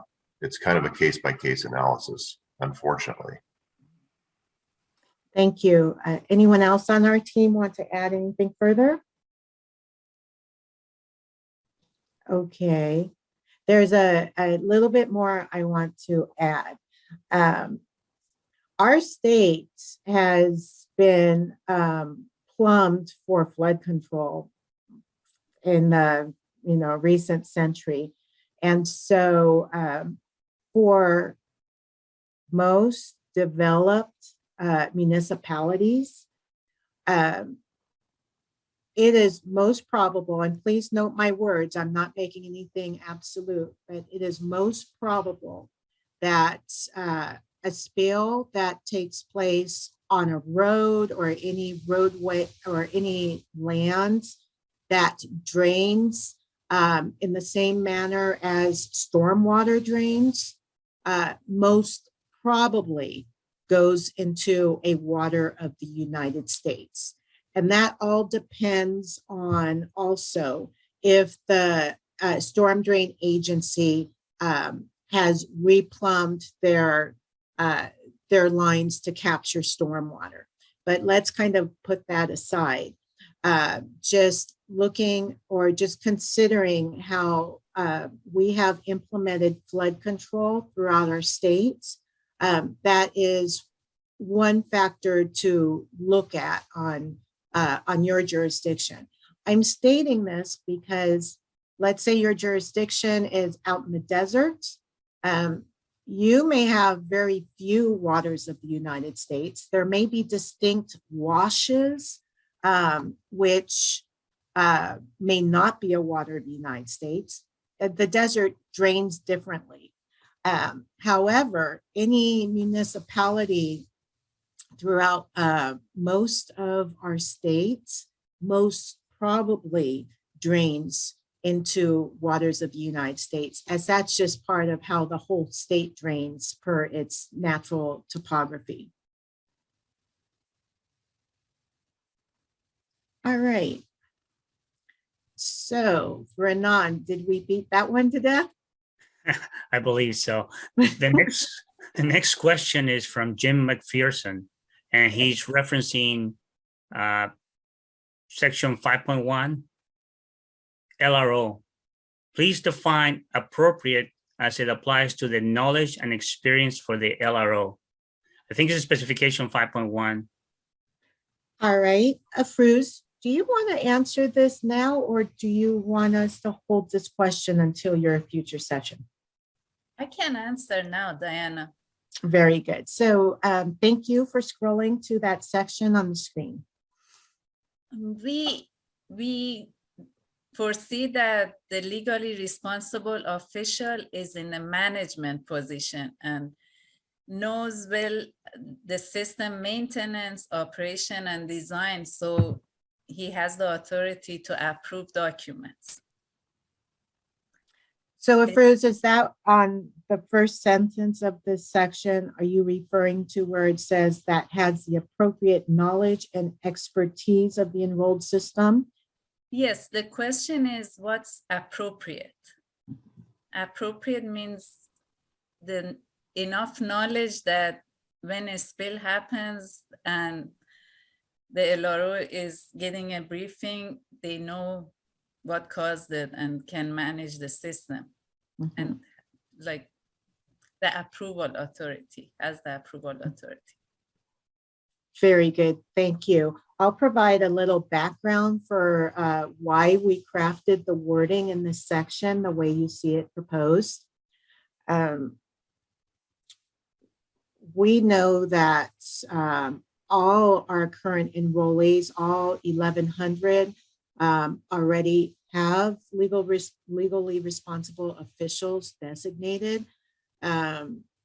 We have heard through informal conversations that some of the LROs don't understand a lot of the information that is being provided to them to report and to certify. And that tends to be sometimes issue when it comes to reporting into CWICs what has actually taken place in the field. So we took that input very seriously. We've also heard that input from our regional boards. So that is one of the reasons why we're not requiring the LRO to be a PE or a certified operator. Afruz will get more into that in a future session, but we are proposing to require that that LRO has the appropriate level of knowledge and expertise to certify and to report and to do all the other required LRO functions in the proposed order.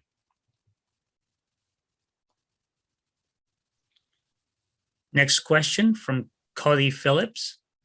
There has been some interesting discussion on WDRs versus NPDES permits. As Diana mentioned earlier in this workshop, this is a general order, it's not a permit to discharge. However, systems throughout the state are spilling, often to surface waters. This general order regulates spills by requiring sewer system operators to develop a plan to reduce and prevent them. And when they do happen, to respond with monitoring and reporting. This looks very much like an NPDES regulatory regime. Can you please elaborate on why a waste discharge requirement permit is being used here when an NPDES permit seems more appropriate? Yes, thank you, Renan. I will start this, and we may have other input from the team, maybe from Tim if I don't cover everything. Let me provide you with a little background. During our initial development of the proposed order, we had serious discussions with environmental group representatives that were asking the same question, very serious about it, that The board is seeing that there are discharges of sewage to waters of the United States, and that this order should be an NPDES permit, or it should at minimum have NPDES elements embedded into the order. We discussed that subject thoroughly, in which I'm going to ask Tim to chime in after I'm done. And we arrived to the conclusion that this order is going to continue being waste discharge requirements. Yes, our board acknowledges that sewer systems spill. Our board is very aware of all the information in CWIX that shows the numbers of spills to waters of the US, and that spills to waters of the US are continuing.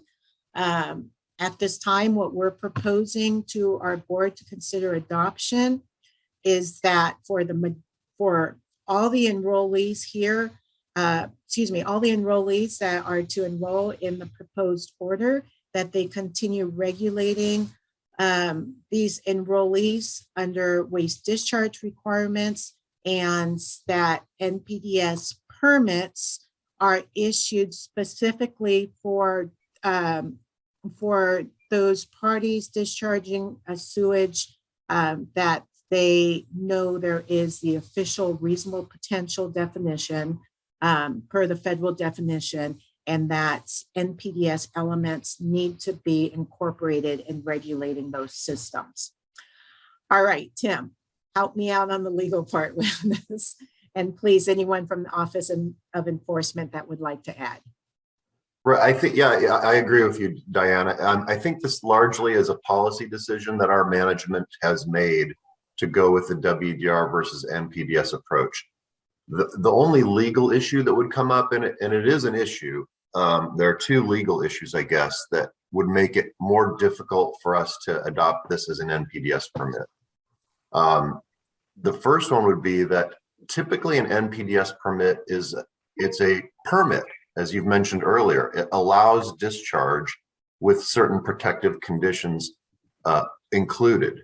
Here, we're not authorizing any discharge. We don't, our board, through our draft order and even our existing 2006 order, doesn't purport to authorize a discharge. They're all prohibited. You just have different requirements to ensure that they don't happen, or if they do happen, they're less severe.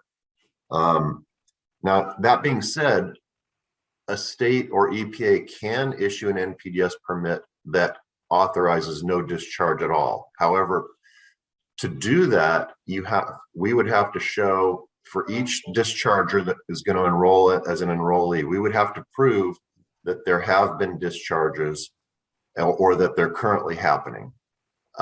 So that's an extra proof step that would be required for us. And it's not something we have to show for state issued WDRs. So it's more efficient. The other issue is that NPDES permit would expire every 5 years, and we'd have to go through this readoption process and proving the discharges again. That's a factor. The other issue we've talked about earlier is the NPDES permit applies to discharges to waters of the United States, which, as we mentioned, it's not always clear which those waters are.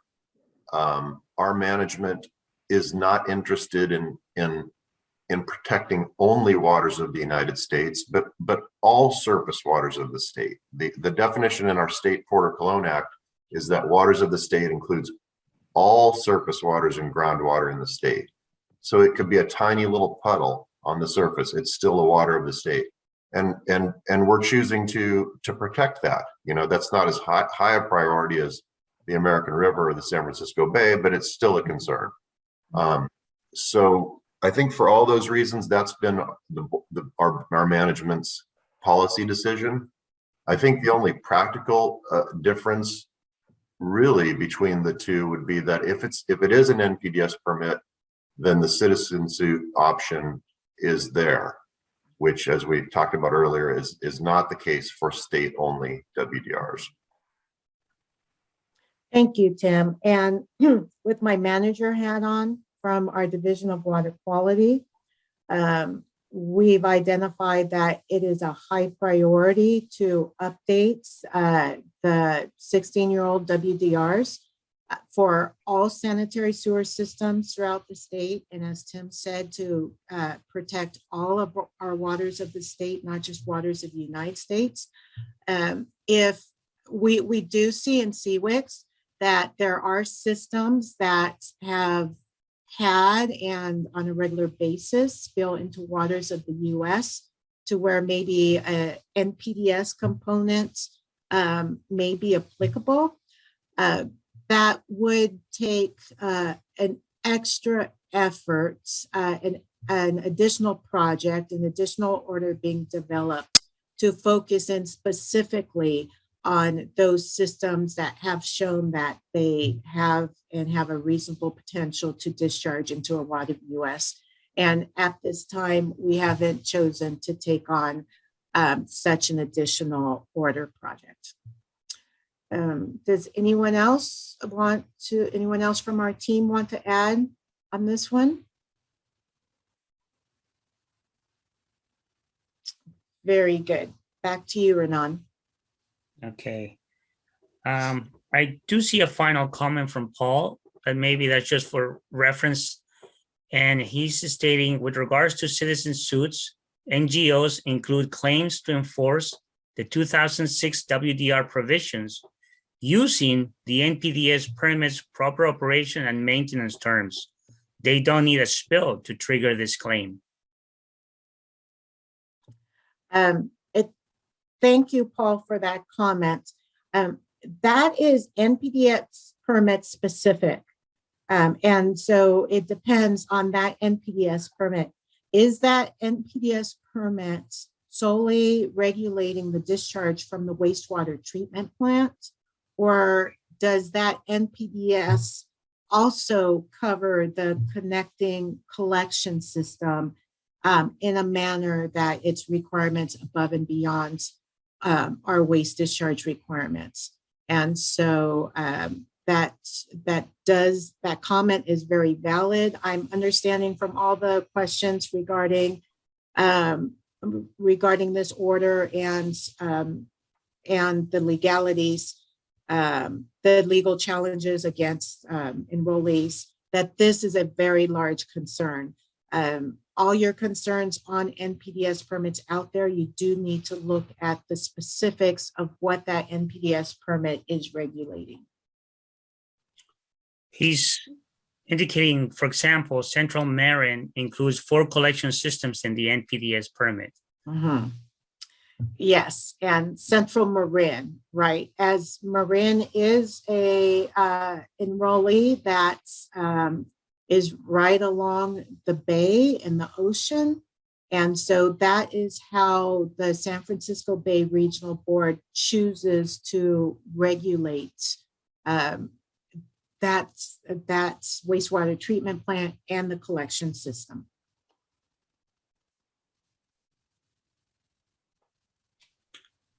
Anything more, Renan? I don't see any more questions.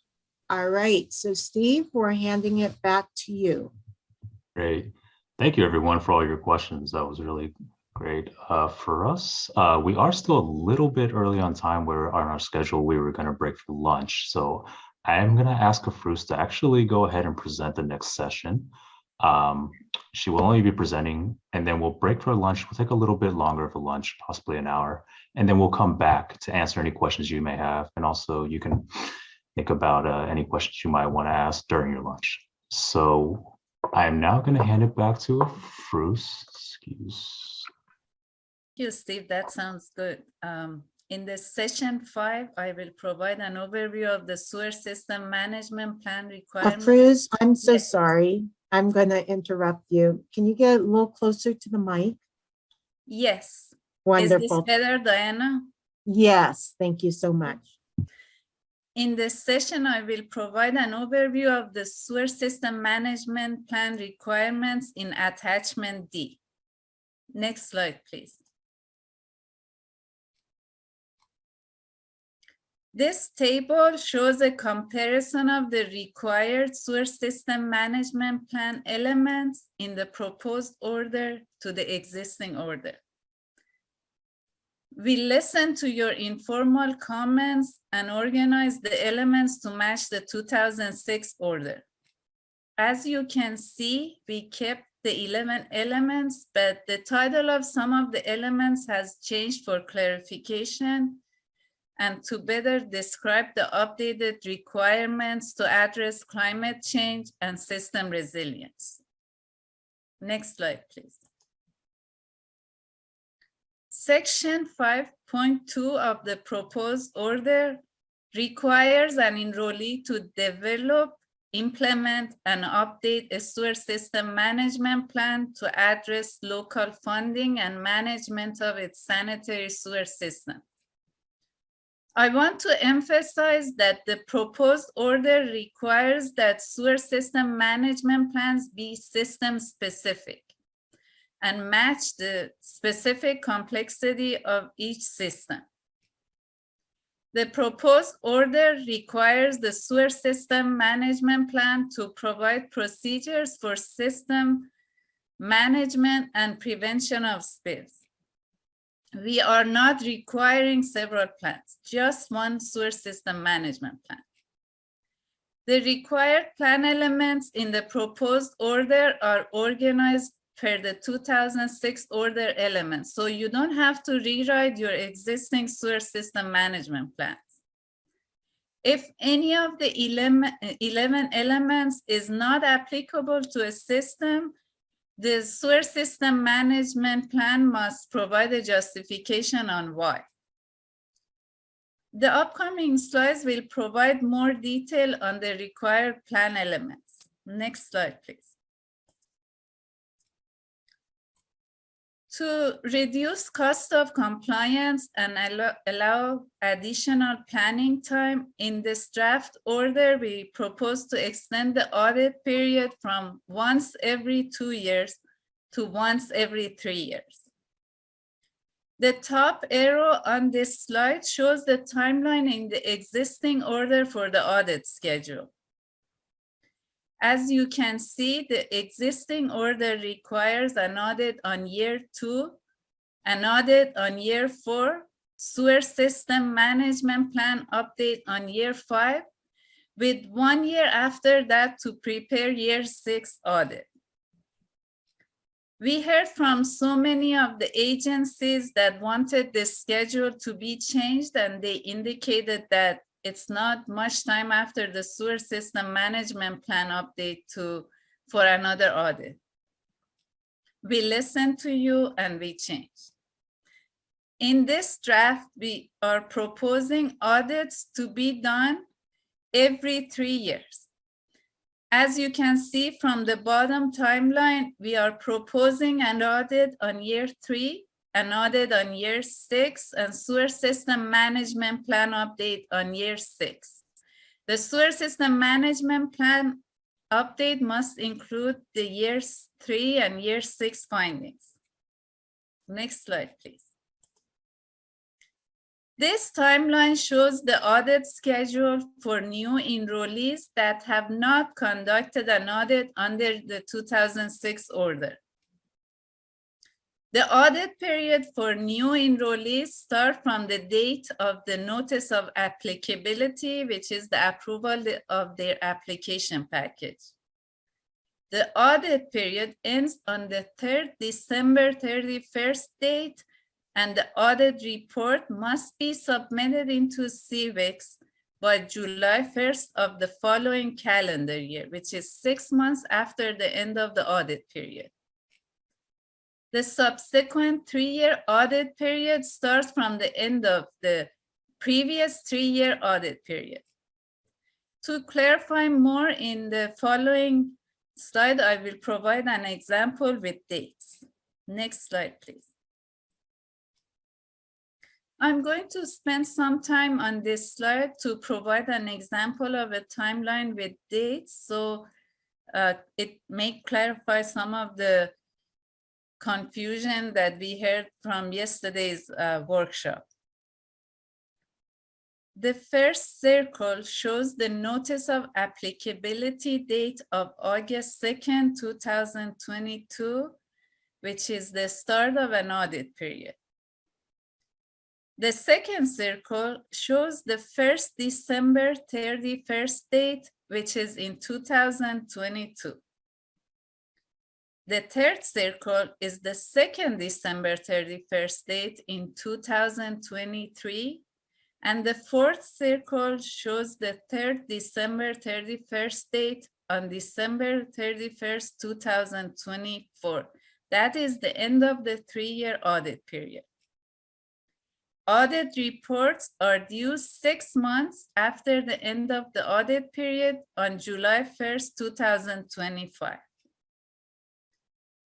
The next 3-year audit period starts from the end of the previous year audit period, which in this case falls on December 31st, 2024, and ends on December 31st, 2027. The audit report is due 6 months after the end of the audit period on July 1st, 2028. Next slide, please. This slide shows the timeline for the audit schedule for existing enrollees. The 3-year audit period for existing enrollees starts from the end of their last audit period, and the audit report is due into CVEX within 6 months after the end of the audit period. Next slide, please. This is an example of a timeline with dates for the audit schedule for existing enrollees. The first circle on the left shows the end of the last audit period, which in this example is August 2nd, 2021. That is the start of the 3-year audit period. The end of the 3-year audit period is August 1st, 2024, and the audit report is due 6 months after the audit period ends on February 1st, 2025. And this continues for subsequent audit periods. Next slide, please.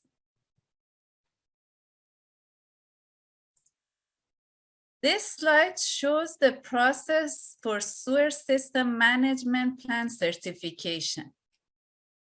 The legally responsible official must certify the sewer system management plan and all subsequent updates before uploading the plan into CVEX.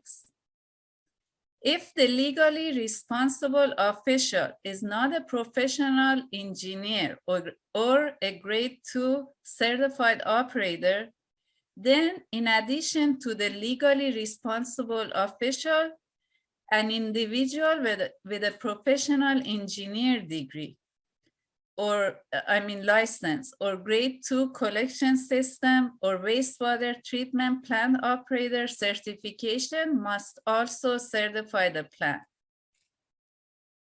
If a grade 2 wastewater treatment plant operator certifies the sewer system management plan, that individual must be employed by the wastewater treatment plant receiving the collection system sewage.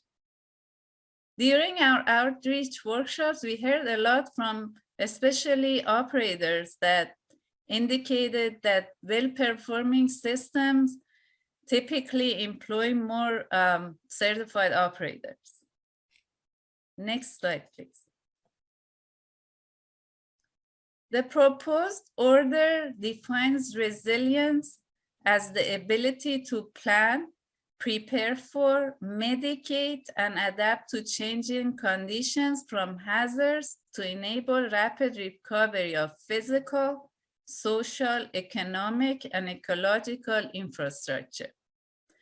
Improving resilience before or following a hazard event should engage physical infrastructure and social systems with adaptive capacity to ensure rapid return to functionality, accounting for interdependencies within and across all sectors. The intent of the proposed order is to increase enrollees' focus on addressing ongoing system resilience. Next slide, please.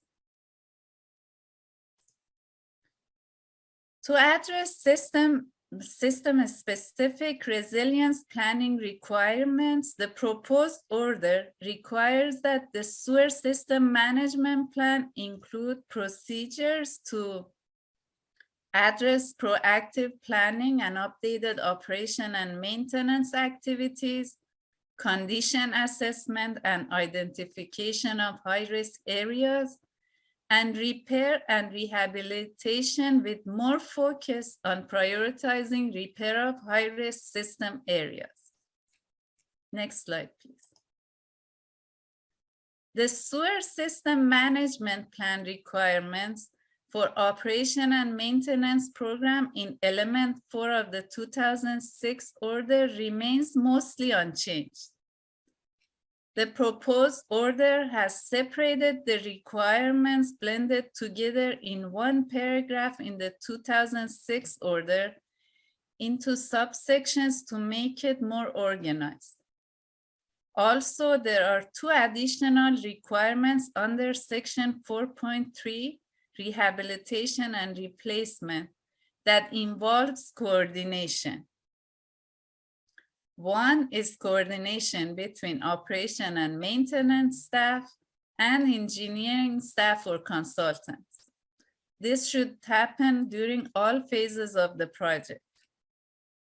This addresses the concern we heard during our outreach workshops, mostly from maintenance staff, that they were concerned that lack of a coordination between maintenance and design staff is an issue for some agencies. The second is the requirement to coordinate with other utility agencies impacted by the Enrollees projects. Next slide, please. Similar to the 2006 order, the proposed order requires that the sewer system management plan include a spill emergency response plan to address necessary actions taken when a spill happens. Most of the items required to be included in the emergency response plan are the same. In addition, the proposed order requires the emergency response plan to include procedures for preventing discharge of sewage to waters of the state or a drainage conveyance system identified as indirect sewage discharge to either a surface water or to groundwater. The proposed order also requires procedures for coordination with local storm drain agencies and other utility agencies. This is for prepared emergency response to spills during entering a drainage system. We received informal feedback from sewer agencies that the lack of coordination interferes with efforts to stop spills prior to entering to receiving waters. In addition, the proposed order requires procedures for post-spill assessment of spill responses, and also an annual assessment of the emergency plan to evaluate its effectiveness. Next slide, please. In this slide, we have changed the title of the sewer system management plan, element 7 in the existing 2006 order called PIPE program, to sewer pipe blockage control program. Our intent is to expand the pipe blockage causes to include roots, rags, and debris. The red font on the slide shows the changes made to this element. Everything else is exactly the same as the 2006 order requirements. The proposed order requires sewer system management plans to include procedures for evaluating the enrollees' surface area and identifying pipe blockages caused by roots, rags, and debris. This is in addition to fats and oils and grease. We have also included an additional requirement for the enrollee to identify and document system areas prone to root intrusion that potentially will result in system failure or exfiltration. Next slide, please.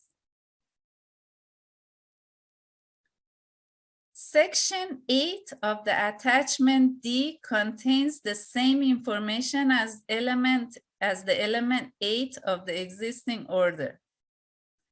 The proposed order adds additional emphasis on system evaluation and condition assessment of high-risk areas that hold a high level of environmental consequences if vulnerable to collapse, failure, blockage, capacity issues, or other gross system deficiencies, are located in or within the vicinity of surface water, steep terrain, high groundwater elevations, and environmentally sensitive areas, are within the vicinity of a receiving water with a bacterial-related impairment on the most current 303D list. This is to determine if the sanitary sewer system exfiltration is potentially contributing to the impairment. Next slide, please. That was a long session. Renan, I think, Steve, is it time for the lunch break or we have time for questions? No, thank you, Bruce, for getting us through that session. And thank you for everyone participating this morning and staying with us to wrap up our morning's presentation.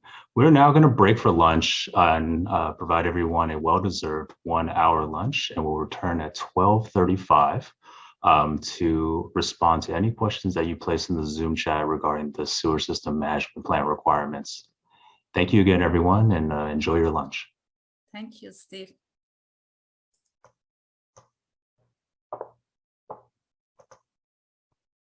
Okay, I'd like to welcome everybody back from lunch to the Staff Public Workshop number 2 for the Sanitary Sewer Systems General Order Reissuance. We're going to hop right back in where we left off with the Sewer Systems Management Plan Requirements questions. I do see that we have quite a bit of questions, so we're going to do our best to answer all of them in the allotted time. Should we need to pause in order for our team to finish out the presentations for our workshop, we will circle back to any remaining questions for this session toward the end, and Diana Messina has also volunteered to stay after the 3:30 end of the workshop to make sure all those questions get answered. So I'm now going to turn it back to Renan Hargui to start with the first question. Thank you, Steve. I see a couple of questions from Jim Fisher. The first one, he's basically relating a question that we may have answered earlier in the morning, but possibly other folks did not hear the answer and they're asking him. His question is the State Water Board planning to post the slides today? Yeah, I'll go ahead and answer that. Jim, yes, we will be posting the slides in addition to the recordings for both workshops yesterday and today on our Sanitary Sewer Overflows Reduction Program page after the workshops. So those will be available to everybody. All right, his next question is related to the SSMP element 11 on page D10 of attachment F. It's regarding communication and documentation program for satellite systems, including operation and maintenance, CIP, and related activities. So what does the staff envision to demonstrate compliance with this plan element? Proof of coordination, meetings with satellites, capital project coordinations, agreements? Thank you, Renan, for that question. Steve, if you're controlling the screen, can you scroll it so that number 11 is at the top? So just we see if it's in its entirety. Does it continue on to a second page? No, that's it. Wonderful. Thank you. All right. Thank you for your question. As Cruz had mentioned, the plan includes procedures. And so your question's very good. Should the procedures include documentation of meetings and so forth? What our intention here is that the plan includes the procedures of who and when and how to communicate as necessary to address these elements. So, for example, the plan must include procedures for the enrollee to communicate with the public for spills and discharges resulting in closure of public areas or that enter a source of drinking water. So with that, it's basically the procedures for how you're going to provide the necessary public exposure warnings during a spill that causes closure of that public area.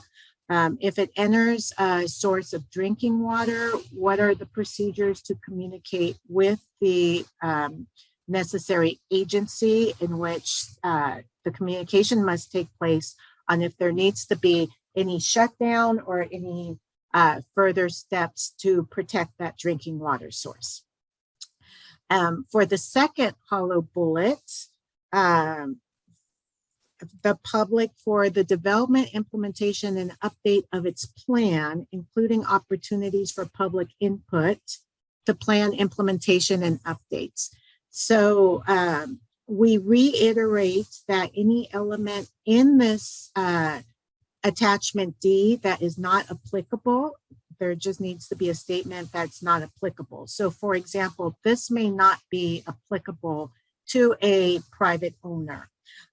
This may not be applicable to a public agency that does not have the legal public process requirement of putting such a plan through their own public process. However, for those that it is applicable to, this component would have the procedures for how to inform the public for opportunities of their input into the development of the plan, and opportunities for them to access the plan so they can be educated on what the management plan for their sewer system includes. So then as we look at the second solid bullet, as well as the third solid bullet, the full sentence is the plan must include procedures for the enrollee to communicate with owners of private and public laterals and systems that connect to the enrollee system, including satellite systems, for system operation, maintenance, and capital improvement related activities. So that's the procedures for how you're going to communicate with adjacent infrastructure owners that either your capital improvement project impacts or your operation and maintenance, you must coordinate with them and so forth.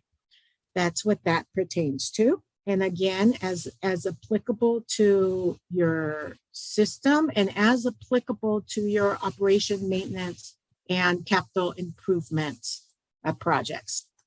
The last solid bullet reads that the procedures for the procedures for the enrollee to communicate with stormwater, drinking water, and other utility agencies for collaborative emergency spill responses during and after a spill to immediately stop the spill, prevent and minimize a discharge to a water of the state, and for cleanup. Basically, I'll stop there. This is the requirement that is new, and we'd like to see advanced coordination with stormwater agencies and drinking water agencies if there is a source of drinking water that a spill may go into. This coordination to take place in advance so that your staff know who to coordinate with, and also those other parties know that you will be coordinating with them. So I hope that answers your questions. Again, this is the procedures, and we know that contact information does not always stay updated as people leave their employment. But we would want at minimum the procedures and any other further detail that the enrollee warrants is necessary.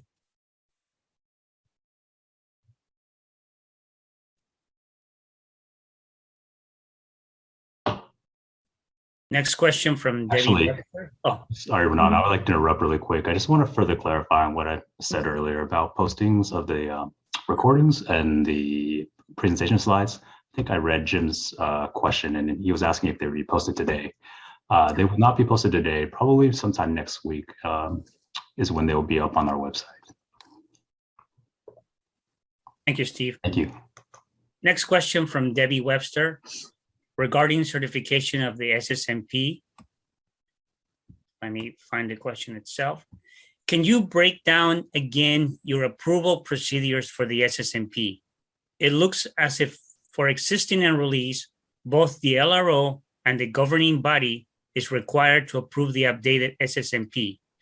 With these two approvals, why is there a third if the LRO is not certified? How will the second person certify it if they don't have LRO authority on CWICs? Wonderful, thank you. Afruz, would you like to start answering that? Yes. Hi, Debbie. For both existing and new enrollees, we require that a governing entity approve the sewer system management plan, and then the LRO certify it into CWICs. In this case, that LRO is not a certified grade 2 operator or a professional engineer, as we require the third person. We are also working on the details that the third person, the third signatory, will have authority to certify in CWICs. Just for the sewer system management plan update certification. That person will not be the legally responsible official that designated by the system for all the other reporting requirements. I hope that answers your question. And I'll add just a little bit more. I think I heard the word why. Why do we have a third entity when we already have approval by the governing board and approval by the LRO? The reason why is because we want to see the sewer system management plan and how it's been developed to coordinate with how the system actually is operated and maintains. And so that's the gap we want to close. And that's why we're proposing the requirement for a certified or licensed individual to provide a secondary certification if the LRO does not hold those certifications or that license. A follow-up question on this topic from Josette came in. Did I hear it correctly that an LRO requirements are different to those certifying SSOs and those that certify the SSMP? Hi, Josette. No, I don't believe you heard that correctly. So you're asking, did I hear it correctly that an LRO requirements are different to those certifying SSOs and those that are certifying the SSMP? No, you did not hear it correctly. The same legal responsible official is the LRO, that certifies both spills, which you're referring to as sanitary sewer overflow. So they certify the spills, the reports, the spill reports, and that same LRO may certify the sewer system management plan. For the certification of the sewer system management plan, not for the certification of the spill reports, but specifically for the sewer system management plan. If that LRO is not a certified operator or professional engineer as indicated in the proposed order, there needs to be an additional individual that is a certified operator or professional engineer that also certifies the sewer system management plan. It is within the realm of the sewer system management plan and the updates that we are focusing in on that plan, needing to assure that it reflects how the system is actually operated and maintained on a regular basis. You're welcome. Next question from Hannah Dodd. For attachment D 4.1, what types of valves need to be shown on the map? Afruz, do you want to answer that? Do you want me to answer that? Yes, I can answer that. Any major valve that the infrastructure has should be shown on that map.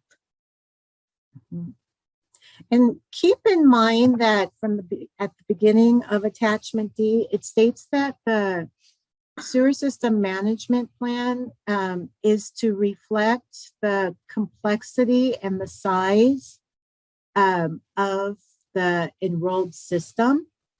So let's say, for example, if you're LACSD, we definitely are not looking for you to include every single valve in there. Even, you know, we're definitely looking for that complexity.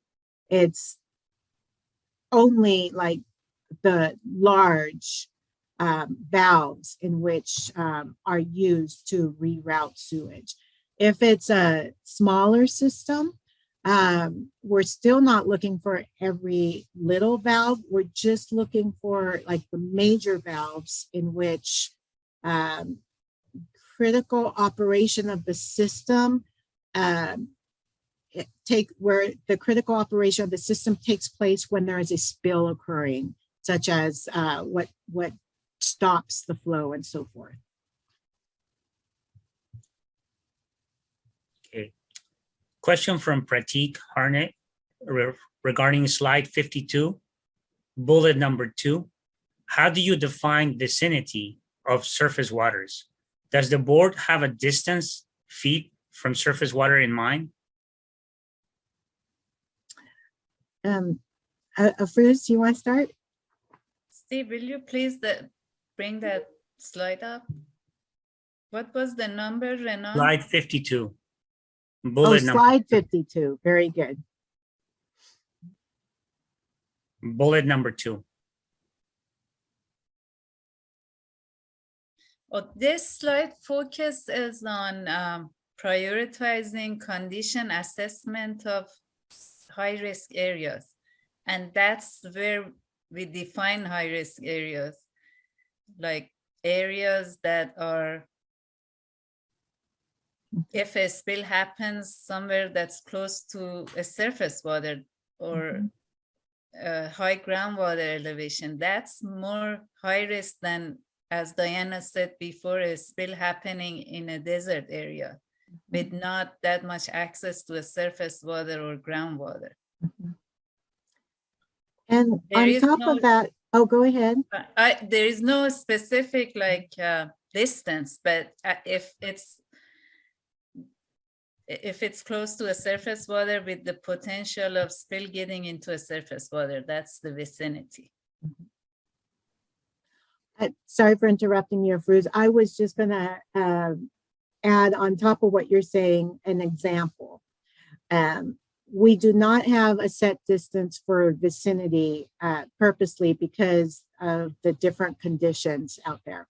So let's use an example of a sewer system in the valley, in very flat terrain that is, let's say, 500 feet away from a water body. That would have possibly a different threat to that water body than, for example, another system, let's say, is within a canyon or just a foothill community that the topography is steeper. A system 500 feet away from one of those creeks would definitely, or excuse me, I don't like to use definite words, may pose that environmental threat and that high level of environmental consequence, because that spill will, by gravity, end up in that creek. So that's why we cannot set a set distance. It truly depends on the topography, the conditions, the landscape, and so forth around the system. And this is why we need enrollees to have the expertise on how to identify what portions of their system are high-risk areas, as we've identified through these bullets.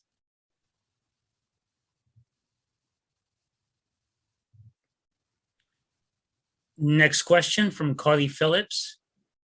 Even though exfiltration into groundwater is prohibited in Prohibition 4.2, it seems the only requirements to address exfiltration in the management plan are, number one, a sewer pipe blockage control program with procedures to identify, document, and address infrastructure prone to root intrusion leading to exfiltration. And number two, a system evaluation and condition assessment, which identifies areas of infrastructure near impaired receiving waters with bacteria TMDLs. Are there others? And if so, what can be done to make this clearer in the general permit? Also, exfiltration can potentially impact all water bodies, not just already impaired ones. Why does the system evaluation and condition assessment only apply when there are impaired receiving waters with bacteria TMDLs? Thank you, Cody. Steve, can you flip back to, or whoever's flipping the slides, back to that same, oh, it's right in front of us. Thank you. Okay, so I'd like to start with stating that regulating exfiltration, we have found, is difficult, but not impossible. So what you have seen in those sections of the proposed order that you have just cited, that is how we have disconnected exfiltrating sewage that's taking place underground with the requirements to report that as a spill per the spill reporting requirements, because the spill reporting requirements are necessary for above ground spills, but are not practical for exfiltration. And the reason why is the spill reporting goes into when the spill started, the immediate response and cleanup, and so forth. When we have exfiltrated sewage underground, we don't know when that exfiltration started. The enrollee has to, actually, we put more requirements for the enrollee to look for that exfiltration through the condition assessment. And when they find that exfiltration, that's when these bullets come into play. Looking at that exfiltration, is that a sign that that pipeline or that joint is going to be failing soon. So is it a high risk area in that perspective? Is it a high risk area because it's located close to everything listed on the second bullet?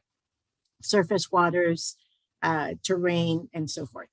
And then the last one does address a 303. I think I understand what you're getting at. It's like maybe we're missing another bullet that addresses more specifically exfiltration. And you're probably getting at, well, what about areas with high groundwater level, areas with sandy soils, and anything implicating a high risk area being one of conditions in which that sewage can make its way to the groundwater. So if that's what you're referring to, I can see where there's a gap and that the proposed order does not address exfiltration in that way as a high risk area. Tim, I see you have your video up. Yeah, Diana, I think maybe we could be a little more clear here, but I think we do. I think we have something additional we can look at. It's in section 8.1, and it's the second to last bullet. And it talks about how the plan must document procedures to utilize observations of system conditions that may contribute to sewage exiting the system that may be potentially entering into waters of the state for prioritization of rehabilitation and or repair.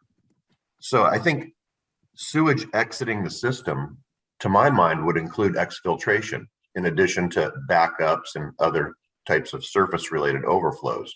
I don't know if that was your intent with that language, but I think to me it covers it. Very good. Let's look at this section. Thank you. Steve, is it you that's manning the presentation? Yes, that's me. Okay, great. So thank you for pulling this up. I appreciate that. Let's look at this section that Tim is referring to. So this is the system evaluation condition assessment. The plan must document the procedures to, and now I'm scanning that.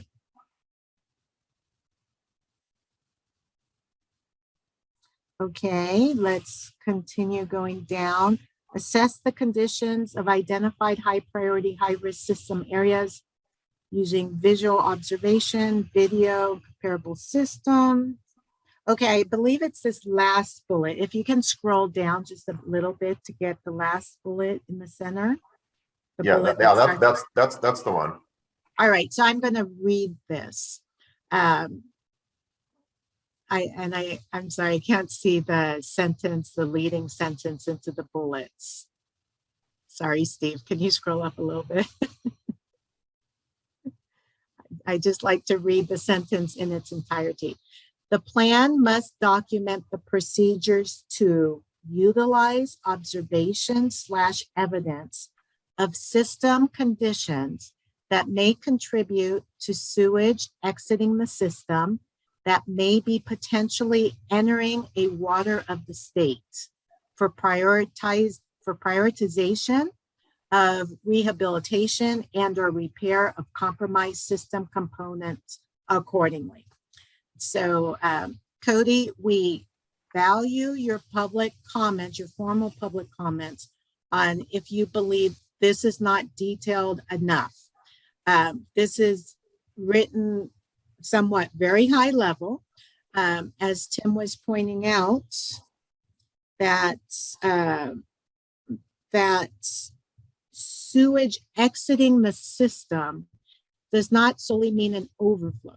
It also means exfiltration. In fact, that is what's behind us renaming SSOs to simply spills, and for us eliminating that acronym, because spill or sewage exiting the system is not only through the avenue of up and over. Okay, so exiting the system that may potentially enter a water of the state, and so that's groundwater. So that's how we are addressing it, your concern. And please, if you think these sections need to provide more detail so that it's clear that this includes exfiltrated sewage underground to groundwater, we'd like to see that.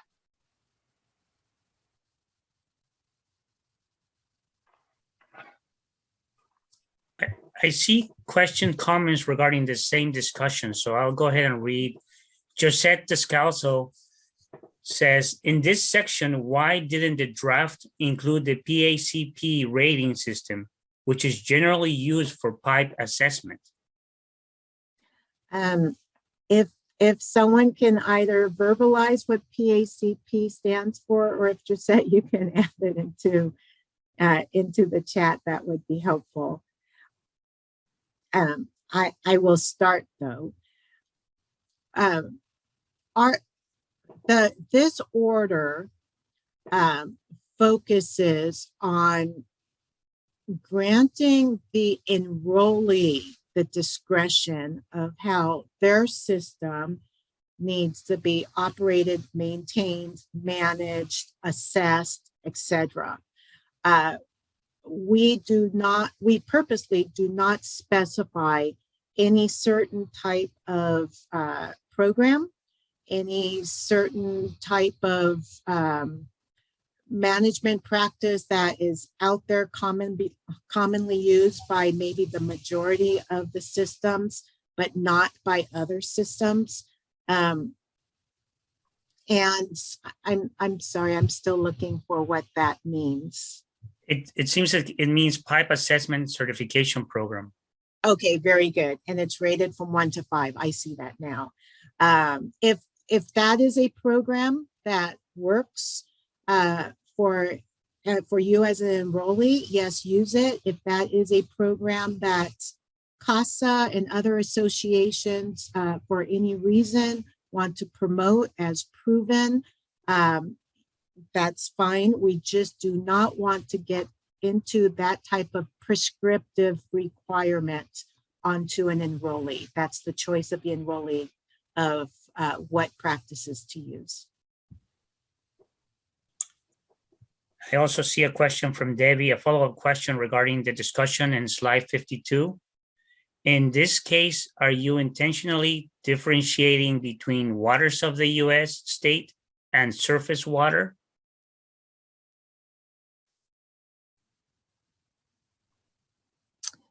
I see your question appears to be in the second bullet. Are we purposely differentiating waters of the United States and surface waters? So I'm going to read this in the entirety. We're providing additional emphasis on prioritizing condition assessment of high-risk areas that are located in or within the vicinity of surface waters. Yes, because this order is protecting waters of the state. And so this is one of the elements in which we are not only protecting surface waters of the United States, we also look to this order to protect all surface waters of the state. So yes, that was intentional. Let me go back to the questions that we had prior to that.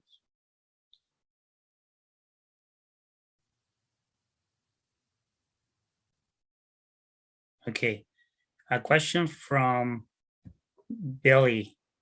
Can you confirm schedule for agencies enrolled in existing WDRs to meet the requirements under the proposed attachment D? The requirement to have an updated plan compliant with attachment D is 6 years after the agencies have last formal SSMP update. Thank you. Afrooz, will you please answer this? Yes, the schedule is 6 years from the last SSMP update due date per the 2006 order. And that date, actually, the adoption date of this proposed order sets it. So if if the SSMP update, the 5-year update is due before the adoption of this proposed order, then the agency has to submit their SSMP update per the 2006 order schedule. But if it falls after the adoption date, then the 6-year schedule applies. Yes, I'm going to add a little bit more to that too. In this proposed order, we as staff are proposing and asking the State Water Board to make the adoption date of this order, not the effective date, which comes 90 to 120 days later, but actually the date that they adopt the order to change the requirements for both the audits and the SSMPs to a 3-year audit period from the existing 2-year and a 6-year SSMP update opposed to the existing 5 years. The reason as staff, we cannot state that if you have a sewer system management plan update that is due before the adoption of this order, you get to extend it to 6 years, is because everything in the proposed order is only proposed by staff until adopted by a state water board, or excuse me, the State Water Board.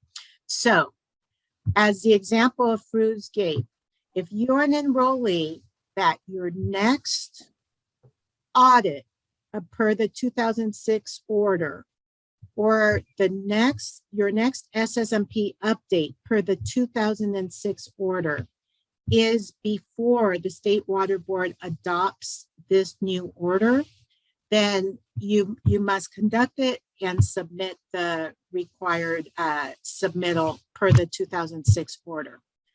Upon, if we go ahead right now and assume the State Water Board adopts this order, that is the date that for any audits period, any 2-year audit period falls on that date or after, or if any SSMP updates date falls on that date or after, then it is per the new order of 3 years and 6 years. So let's say, for instance, you do have a sewer system management plan update that is due on, I'm just making up a date, Tuesday, December 15th. That's just made up.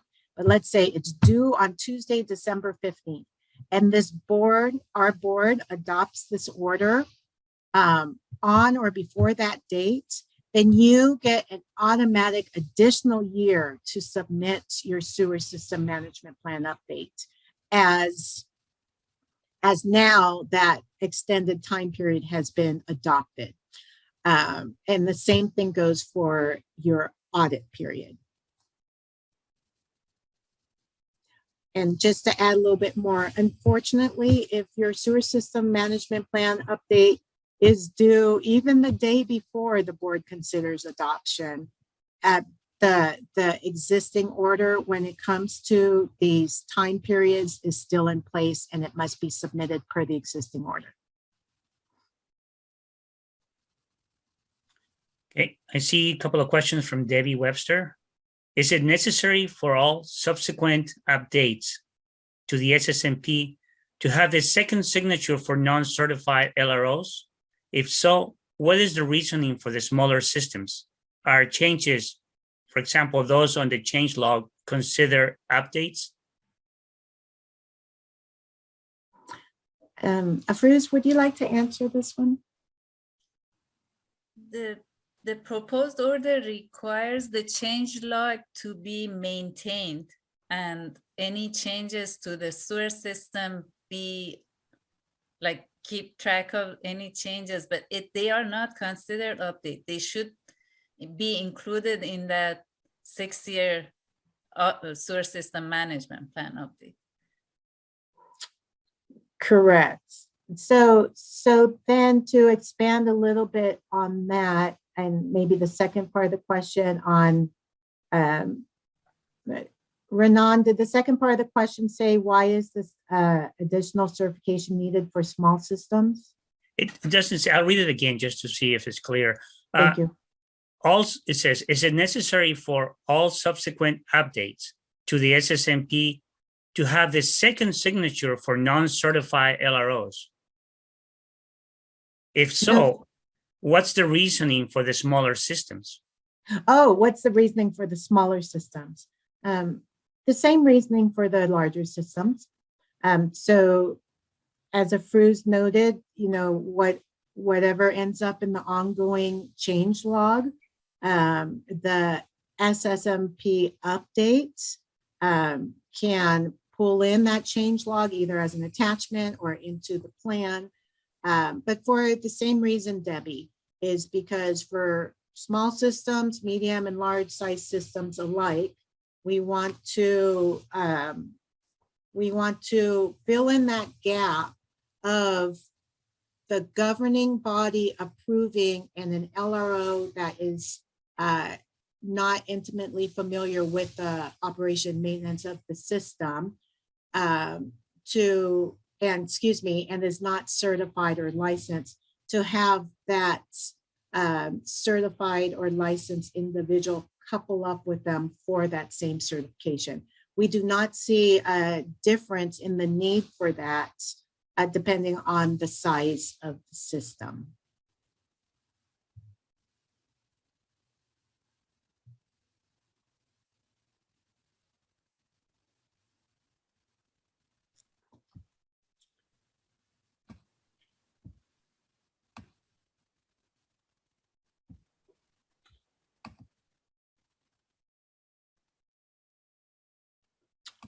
So Renan, is the nice silence because you're still looking, or are we done with the questions? Right, I'm still looking. Okay, that's fine.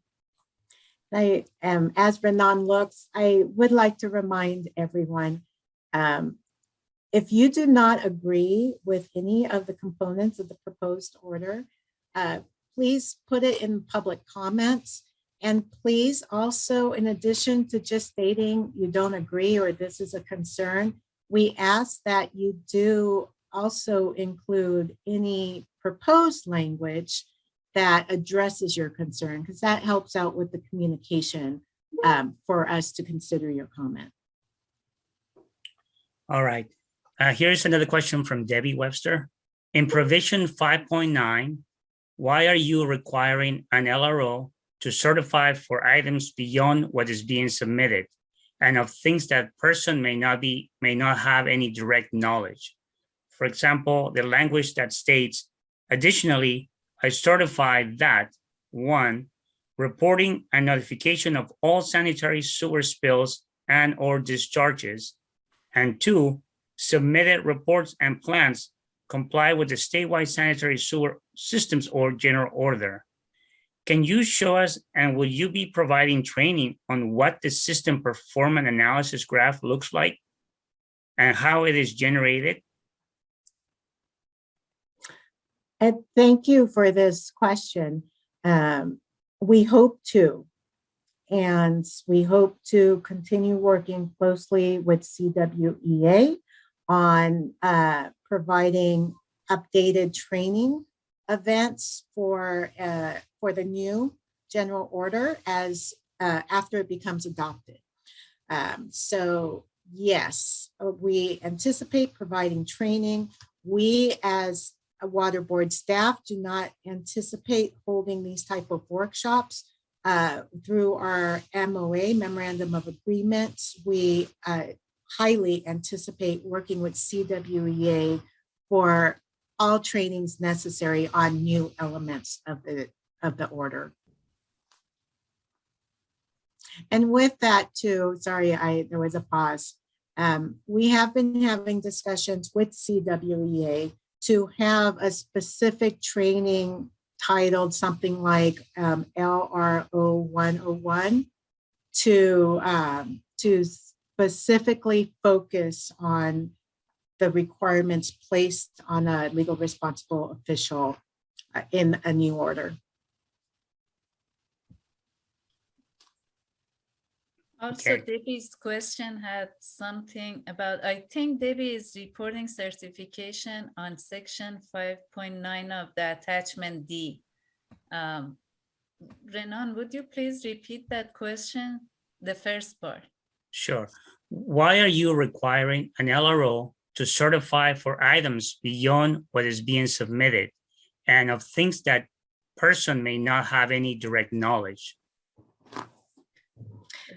This, as I read this section, it says that the LRO shall electronically certify reports, applications, reports, and source system management plans and updates that's electronically being submitted. And as a legally responsible official, we expect that the LRO knows the system and has been communicating with the people in the field and knows, is familiar with the reportings. That's why I don't read anything regarding anything not submitted. Yes, and when I look at this also, and I look at the italicized text, which is what the LRO is certifying to, this reporting certification is for all reported submittals into CWICS that requires LRO certification. So the LRO needs to certify that the submitted information was prepared under the LRO's direction or supervision, that based on the LRO's inquiry of the people directly responsible for gathering the information, that to the best of the knowledge of the LRO and belief, the information submitted is true, accurate, and complete. And so, and then an acknowledgement that there are significant penalties for submitting false information. And lastly, additionally, the LRO is to certify that the reporting and notification of all spills or discharges and other submitted reports and plans comply with this order. We don't see where your concern is on a disconnect of what the LRO should be responsible for. This is the language we intentionally propose because we do believe that LRO should have this type of knowledge and control within or under its influence to certify the information.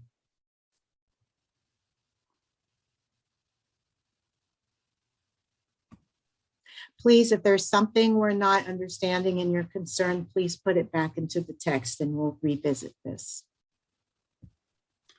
She added a comment, it is the last phrase. What if the LRO changes?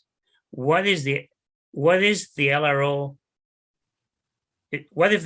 is not the one who certified the information beforehand? Very good. So one of the reasons that I asked folks to please spell out acronyms is to really understand what the acronym means.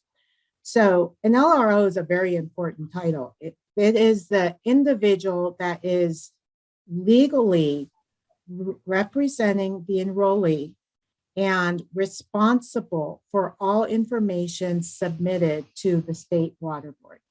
So if an enrollee had a long-term legally responsible official, and now there is a new legally responsible official, that new legally responsible official holds that same responsibility to legally represent the enrollee and to be responsible to the best of their knowledge and the details on the certification for what's being submitted.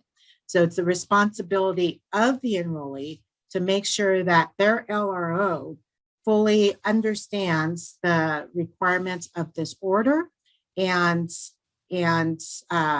is knowledgeable enough to understand that what is being submitted to the best of his or her knowledge is not false. Steve Jepson is adding a comment. Perhaps the ILI's text should read all known spills. Thank you, Steve. I'm sorry if I'm smiling. I know we can absolutely attack every single word in this order, and we can, and believe me, I would have a lot of fun doing so. But in all honesty, if a spill is being reported, it's known. And so the LRO is certifying either that specific spill report, or they are certifying specific information on the spill, or they are certifying their SSMP. So and if there is an area in here that implies that the LRO doesn't know of the spill, please include it in your public comments. Here's another question from Greg Gibson. For 5.9, it could be interpreted they're certifying that previously submitted reports that they may not have knowledge of were in compliance. I see. So that's a good twist to the conversation we're having. Thank you.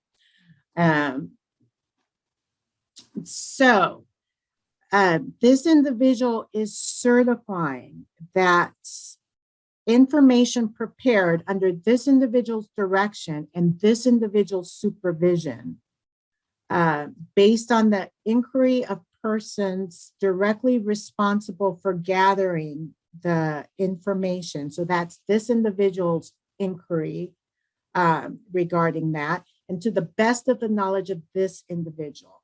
So this certification clause truly focuses on the integrity and the honesty of this individual.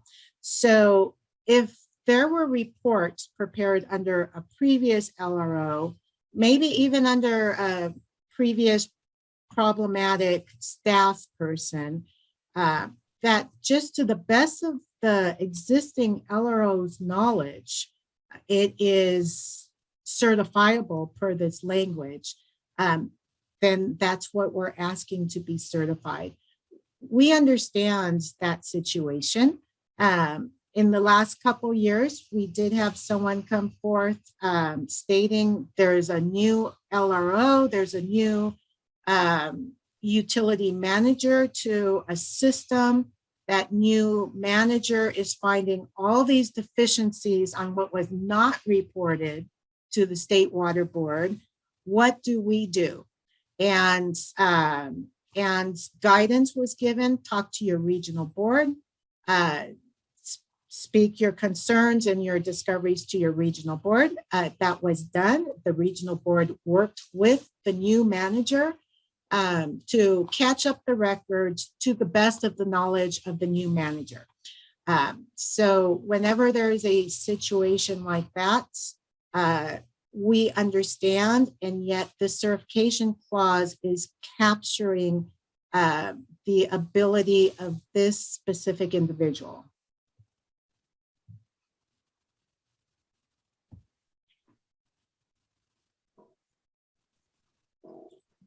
Okay, let me go back.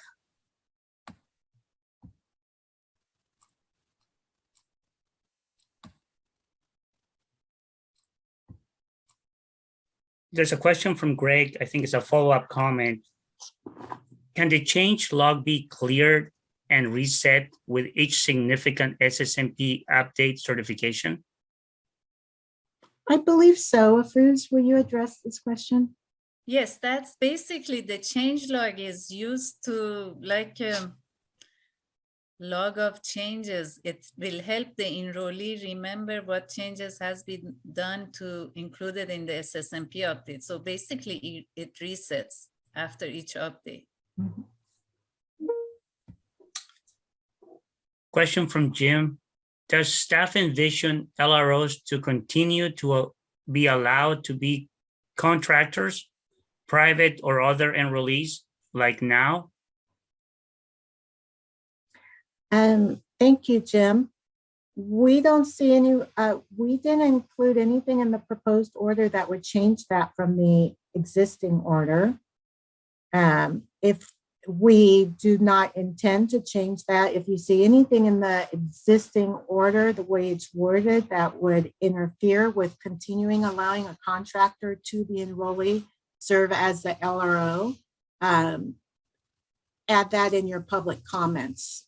As far as we understand, Factor Foods, I'd like to check with you. Do you see any parts of this proposed order to interfere with an enrollee contracting out the LRO responsibilities? We don't have any specific language about that. As long as the agency authorizes that individual to be the legally responsible official and the legally responsible official gets approval, then that's it. We don't have any other requirement. Okay. All right. Next question is from Ken Holmes. Would you consider allowing internal program audits to remain confidential until the SSMPs have been updated to address discovered deficiencies, except for viewing by regional or state board staff during on-site visits inspections? Thank you for that question. If it's in the public comments, we definitely will consider that. Let me give maybe a little background on our intention. Our intention on having the audits go into CWICS is kind of twofold. One, the first is for just immediate compliance purposes, that a full audit has been performed and there is a full report available. The second reason is because we would like our water board staff to be able to conduct a desktop review of that audit report and prioritize really what are the high priority enrollees that our enforcement staff needs to follow up on, because it's too deficient. We kind of hold a somewhat like an 80-20 rule, is that if your audit report looks fine, or if we look at it and all's well, we're not going to contact you, and we very well may not be inspecting you because it appears you have all your ducks in order and you're doing everything to examine and assess your SSMP. We will consider in your public comments, however, our reason is to have these audit reports so that with the SSMP updates, we can not only see how the enrollee is addressing the audit findings, but also how maybe audit report number 1 and its finding takes priorities over audit report number 2, or it also shows us how the enrollee has addressed findings in audit report number 1 and audit number 2. Does audit number 2 show that that's been addressed? We're trying to emphasize a process in which the enrollee actually implements like really critical audit findings as immediate as possible, and not to just wait till there's an updated SSMP filed to then implement those findings. And we're also trying to have a system in which our enforcement staff can decide if that is a system that needs their in-person inspection, or if it appears that the enrollee in that system is being examined and managed just as necessary. He added a comment to his question. Now I think after your response, I can go ahead and read it. to add some background, the 2006 order did not require this information to be available online, since the SSMPs were not required to be posted online. An SSMP program audit, as part of the SSMP, the enrollee shall conduct periodic internal audits appropriate to the size of the system and the number of SSOs. At a minimum, these audits must occur every 2 years, and a report must be prepared and kept on file, underlining added.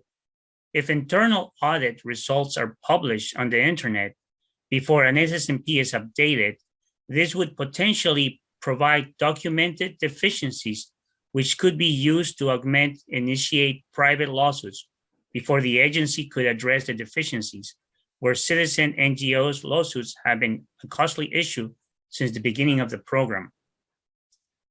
Based on earlier questions, I assume that a citizen lawsuit will presumably have to follow a Category 1 Waters of the United States spill, or an agency with an NPDES permit that also covers the collection systems. That is a very valid concern. And I want to say is, as staff, we welcome that concern to come in. We will seriously consider that. There are different factors and background on why we're proposing it as is. Again, this is as proposed. And so as we see your concern in the comments, we will be reconsidering this. Brian. Thank you. And I'll try to speak loud because I know my microphone. Please, yes. I just wanted to give a little bit more background from an enforcement perspective. And many of you are aware of this. We understand that the agencies across the state put a lot of time and effort into the current internal audits, and we understand that those are not typically made publicly available unless they're requested. But as many of you also know, we obviously, and we being the state or the regional boards, don't get out and visit all of you on an annual basis or really with any routine frequency. So, this helps us, I think, from a perspective that we can identify systems that are not conducting audits per the requirements. It's a way for us to sort of filter out those systems that, again, as Diana mentioned, to identify systems that we should pay some attention to. And it may just be from the fact of whether or not they're actually submitting those audits. I think, certainly Jim has been on a lot of inspections, Jim Fisher, when he was on this call, myself included, that in many cases where we find that agencies aren't conducting those internal audits, we find out that they haven't been doing it for, the better part of a decade. So they really aren't evaluating their system on any sort of frequency. And we wouldn't know that unless we actually physically, show up at their shop, so to speak, or request that information up front.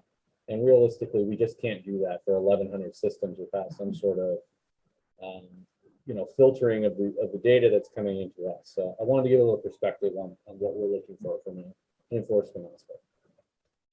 Thank you, Brian. And your voice came out clear. I have a follow-up request of you, if you can expand on this, please. So let's assume that this requirement is adopted and we get, and enforcement staff is able to see the audits right there in CWIX.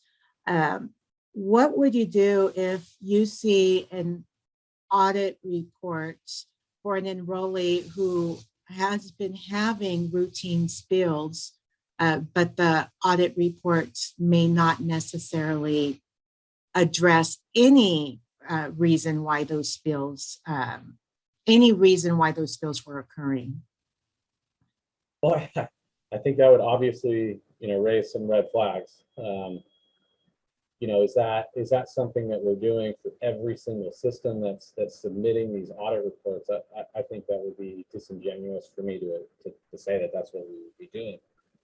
But of course, if we were again, filtering out systems based on number of spills or volume of spills as we do now to identify systems to prioritize for inspections or audits. That would be useful information for us to understand, are they really evaluating the effectiveness of their system based on the data that they have available.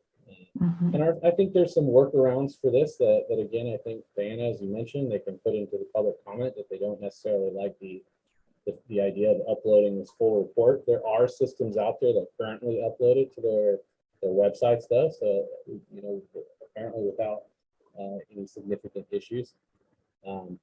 But at the very least, I can tell you now that in the past we have utilized the SSMP portion of the CWIX uploads, at least from a date perspective, to know and identify systems that did not certify within the time periods that they were required to. And so maybe there's some workarounds there that there will be some requirement perhaps to at least indicate to within CWIX that those audits are being conducted, and at least that then we at least have that much data. So I think there's some potential workarounds. Great, thank you. I want to ask another follow-up question to Walter. Walter, are you on? Yes, I'm here. Wonderful. Could the submittal of these audit reports into CWIX go into a module that is not viewable by the public, but it's only viewable by water board staff? Yes, that is correct. That would be something that we would need to speak with our CWIX staff about, but that is an option. There are inputs that are internal only. Great, thank you. Brian, do you still have your hand up, or is that lingering from before?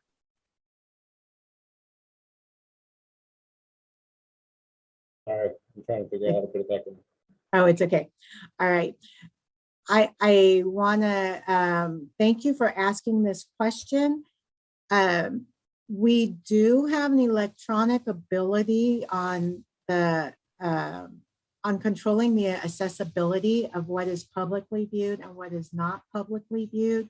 We look forward to your comment letter, as that may trigger us to reconsider the requirement and to reconsider the accessibility, the ability to access information from CWIX.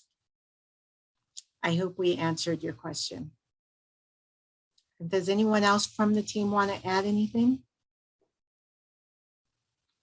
Great.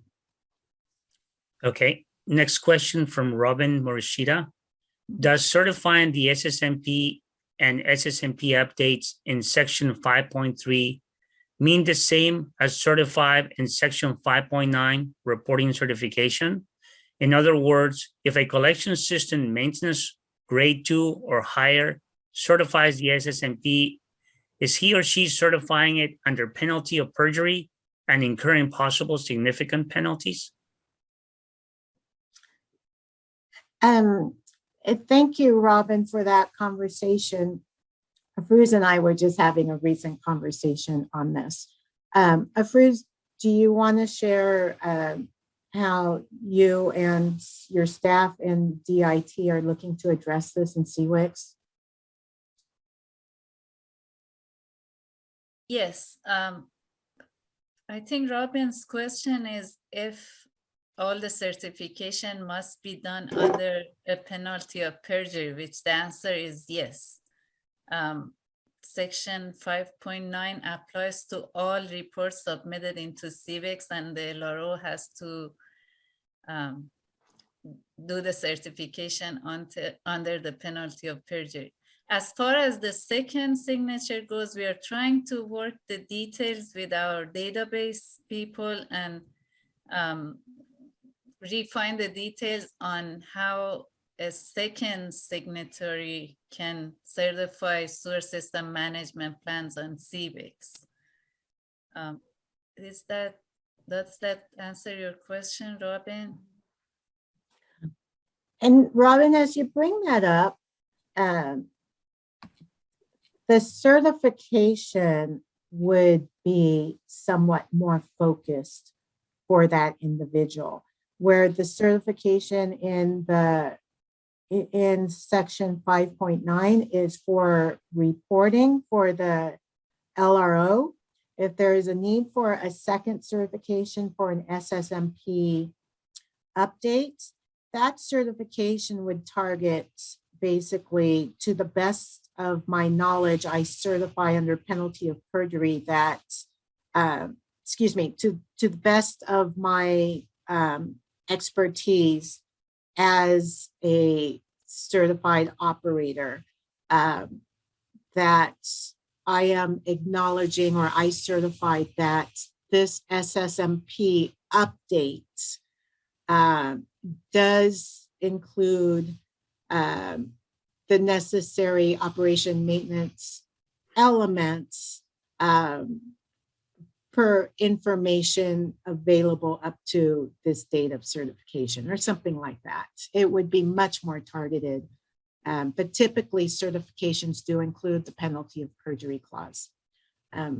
Please include in your comments if you have concern regarding that clause. It appears that Robin is no longer in the workshop. I think he had to step out. I see. Okay. Next question from Billy.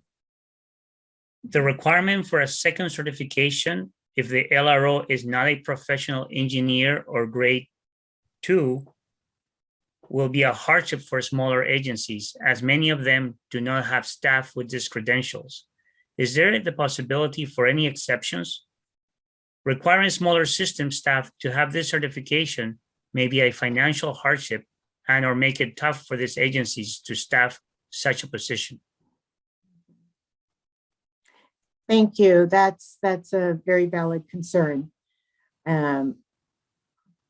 We would hope that a small agency that does not have that expertise within their staffing can locate a certified or licensed individual by contract and contract for that individual to serve under that role. So this is similar to Jim Fisher's question on, is there any change in which the LRO can be contracted out? I'm glad that was asked before this question, because we do not see anything in this as we've proposed that would prevent such a small agency from contracting out to an individual specifically to look at their SSMP update and operation logs and see if it all fits in well together. Next question from Greg. Should the agency have its governing board adopt or approve its plan update prior to LRO certification? Is there a time period allowed for plan implementation after a plan update is adopted? Fruz and Walter, I hand this over to you as you know the timing. The enrollees should schedule their governing board approval in a timely manner so that the SSMP update is ready to be uploaded in CVIX within that the 6th year due date based on this new schedule. And what was sorry, Renan, can you repeat the second part of it? Is there a time period allowed for plan implementation after a plan update is adopted? So the order requires that updated and approved sewer system management plan be implemented. And that's when where the audits come into the picture, which again look at the system and sewer system management to see if the sewer system management is effective for managing that system. And include deficiencies, and then the next update should address the deficiencies that were identified in the audits. Renan, on top of that, can you read the question one more time for my purposes? I think Afroz answered it all, but I just didn't quite understand the question. Sure. Should the agency have its governing board adopt or approve its plan update prior to LRO certification? Okay. Yes. So that's correct. It's per what Afroz stated. The due date for the submittal of an SSMP update, by that due date, the enrollee has to have its board approve it, and then the same, before you take it up for the board approval, I would hope that that plan should be reviewed by that certified or licensed individual, whether it's a LRO or a second person, to make sure the content going up to the local governing entity is per this order. And then once you have that governing entity's approval, then that's when the submittal takes place into CWIX with the certification from the LRO, and if necessary, a second certified or licensed professional. Now, keep in mind the 6 years or the existing 5 years, that's at minimum. And the timing necessary to do all these steps simply just needs to take place before. And so there can be a plan update that is developed, completed like after 4 years, sent to the board for adoption. And if the enrollee wants to kind of massage that more into the implementation before they submit it at the 6-year mark, or at the 5-year mark, whichever is in place, that's fine. Those are kind of internal processes the enrollee gets to decide on the timing.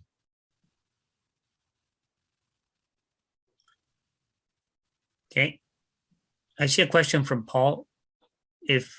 Can the presentation slides be posted separately from the recordings sooner than next week?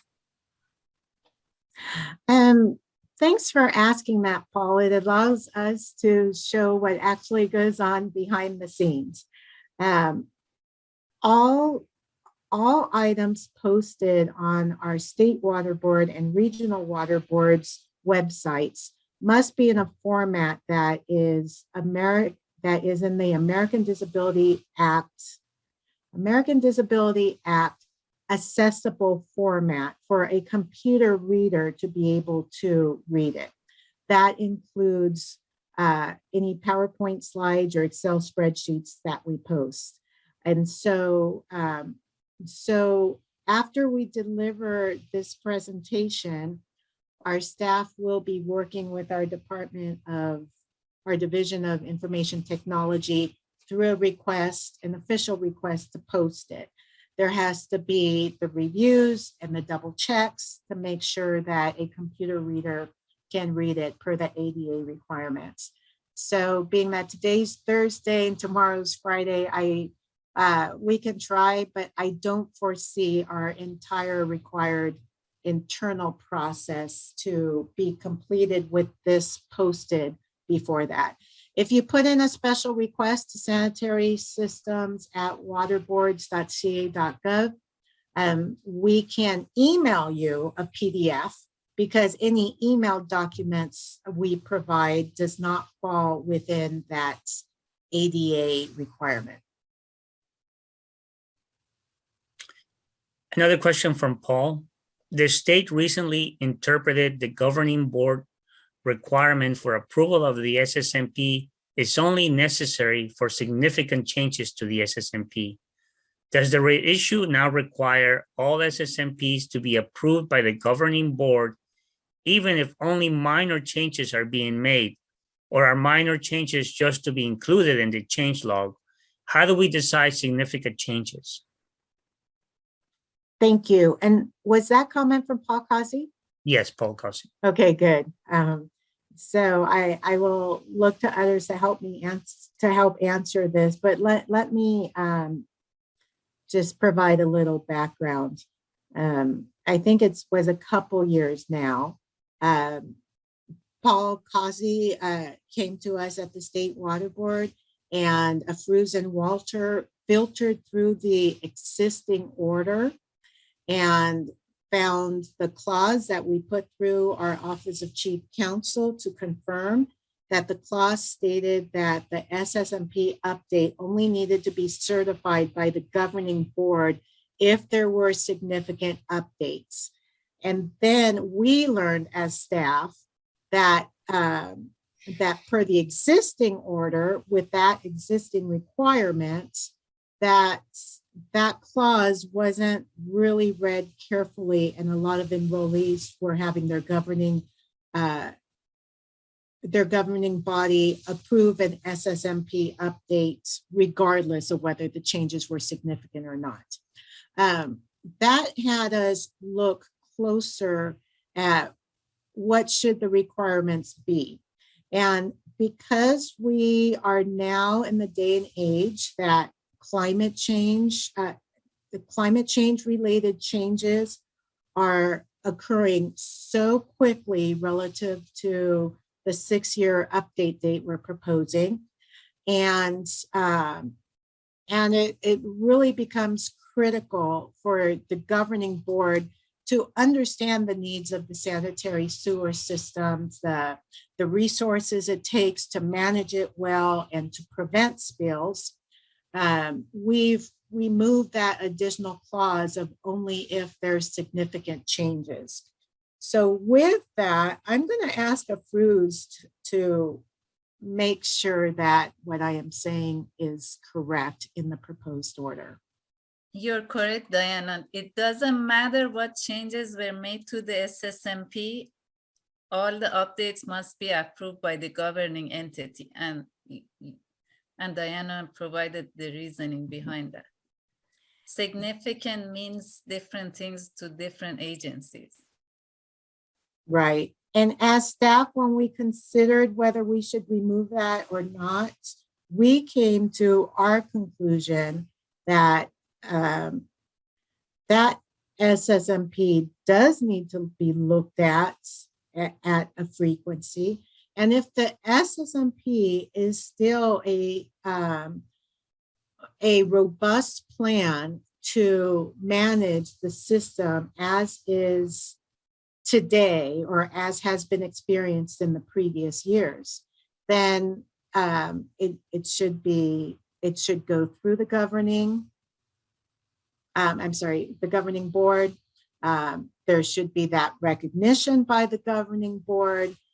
There should be discussions of any further local resources may be necessary to be diverted. There should be that acknowledgement that the existing plan with no further significant changes continues to be robust enough to serve for that system. So that's our intent behind that. If that hopefully that helps you craft out any concerns on that in your public comments. Next question from Greg Gibson. How would you define high groundwater elevations for section 8.1? That's relative. A high, and we could not put a number to it. A high groundwater elevation is relative to the depth of your sewer system. It's also relative to if that aquifer is an unconfined aquifer, and if that level fluctuates fairly freely with different events or different occurrences or different winter rain patterns, etc. And it's also relevant to if the soils are sandy or if the soils are a clay soil or a type that that holds on to any sewage that may go into the matrix. So we leave that open and non-prescriptive to allow for your experts to make that determination.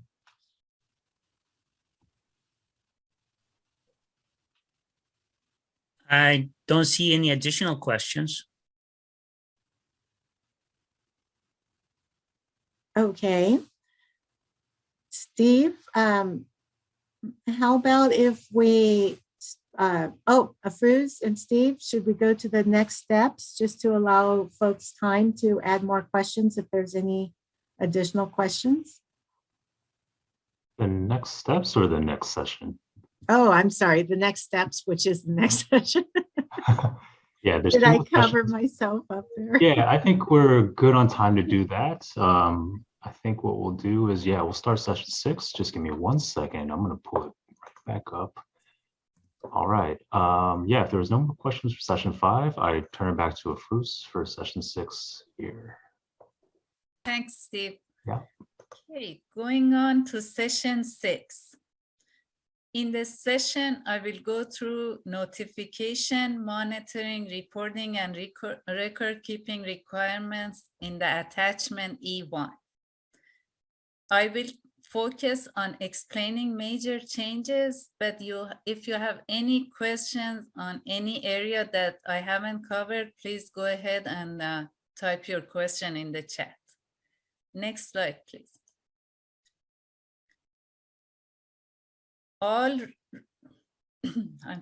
All reports required by this proposed order must be electronically submitted into the Water Board CVEX database. A new enrollee's duly authorized representative must obtain a CVEX account within 30 days after the approval of the enrollee's application for enrollment. The proposed order requires electronic submittal of spill reports, program audits, and sewer system management plan updates, annual reports, 10-year running performance report graphs, and also the sewer system service area boundary maps. Next slide.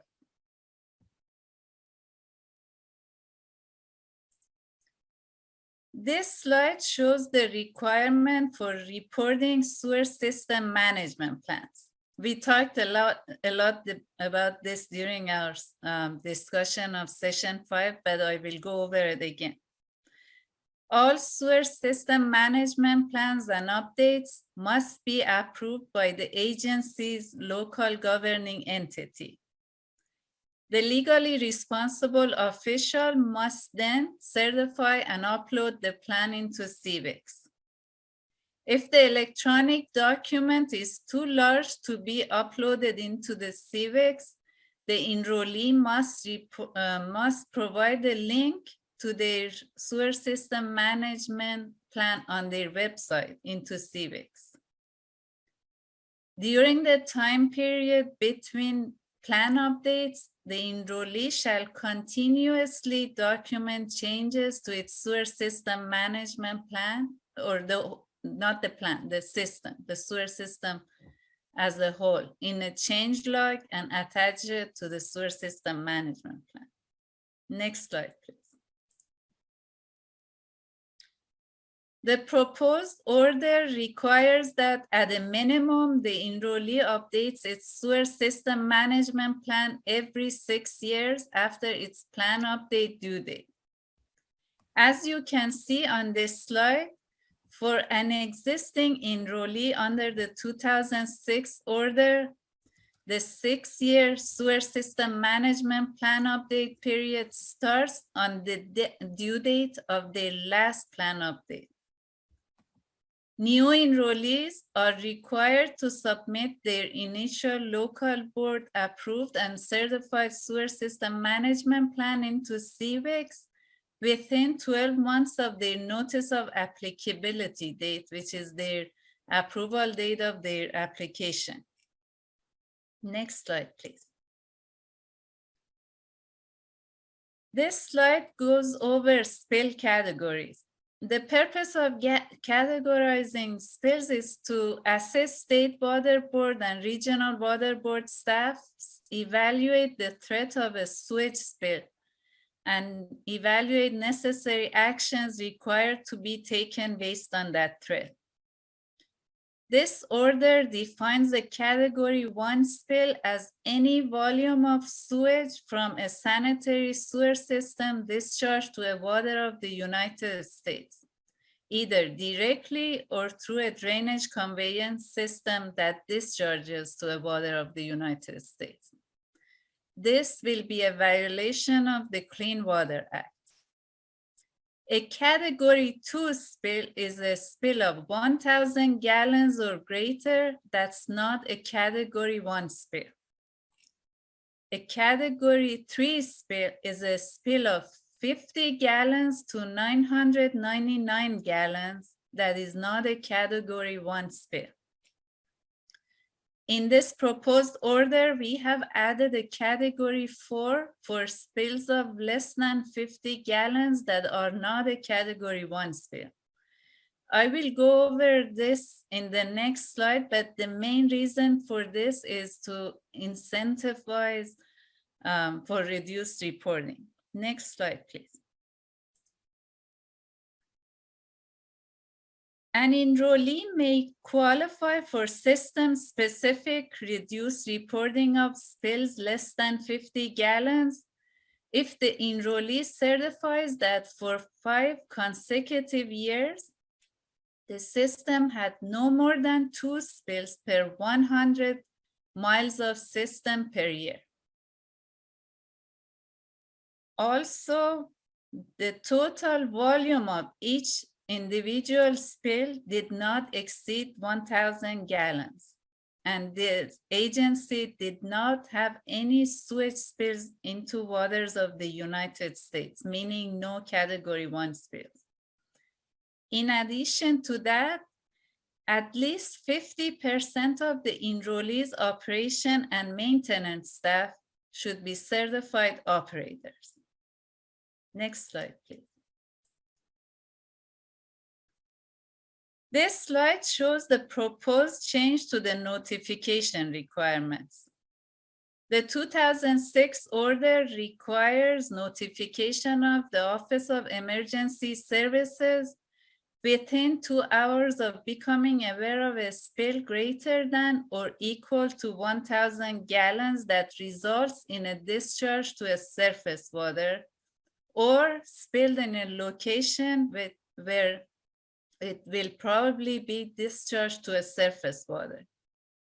The proposed order has extended the Office of Emergency Services notification requirement to include discharges to waters of the state. That means discharges to surface waters and groundwater. This is consistent with the Water Code section 13271. Next slide, please. The proposed order requires that enrollees visually assess the spill locations and spread using photography, GPS coordinates, and other available tools. In addition to other documentation requirements, the proposed order requires enrollees to document the boundary of spill spread. That can be done through GPS or photography. Also requires receiving water visual observations for all categories of spill that discharge to surface waters. Receiving water fuel sampling is required for spills that discharge into a surface water of the state. Required field sampling of the receiving water is for pH, turbidity, temperature, and dissolved oxygen. Next slide, please. For spills of 50,000 or greater to a surface water, the proposed order has reduced the time frame for water quality sampling from 48 hours that was in the existing order to 12 hours after the knowledge of a spill. In addition, the proposed order requires 3 receiving water samples per day during an ongoing spill. The enrollee must analyze the samples for ammonia, total, and fecal coliform bacteria, E. coli, and Enterococcus. Next slide, please.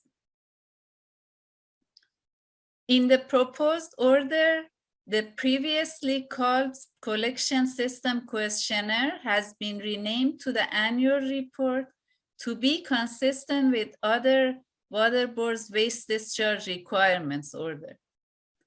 New enrollees are required to submit their initial certified annual report into CVEX within 30 days of obtaining a CVEX account. Subsequent annual reports are due on April 1st of each year. The enrollee shall update the previous year's annual report in CVEX if any information has changed, and the legally responsible official shall certify the report in CVEX. The proposed order requires the annual report to include submission of a 10-year running performance report. This is a graph showing the volume and number of spills per year for 10 years. We are working with our database group to modify CVEX so these graphs can be generated automatically through CVEX.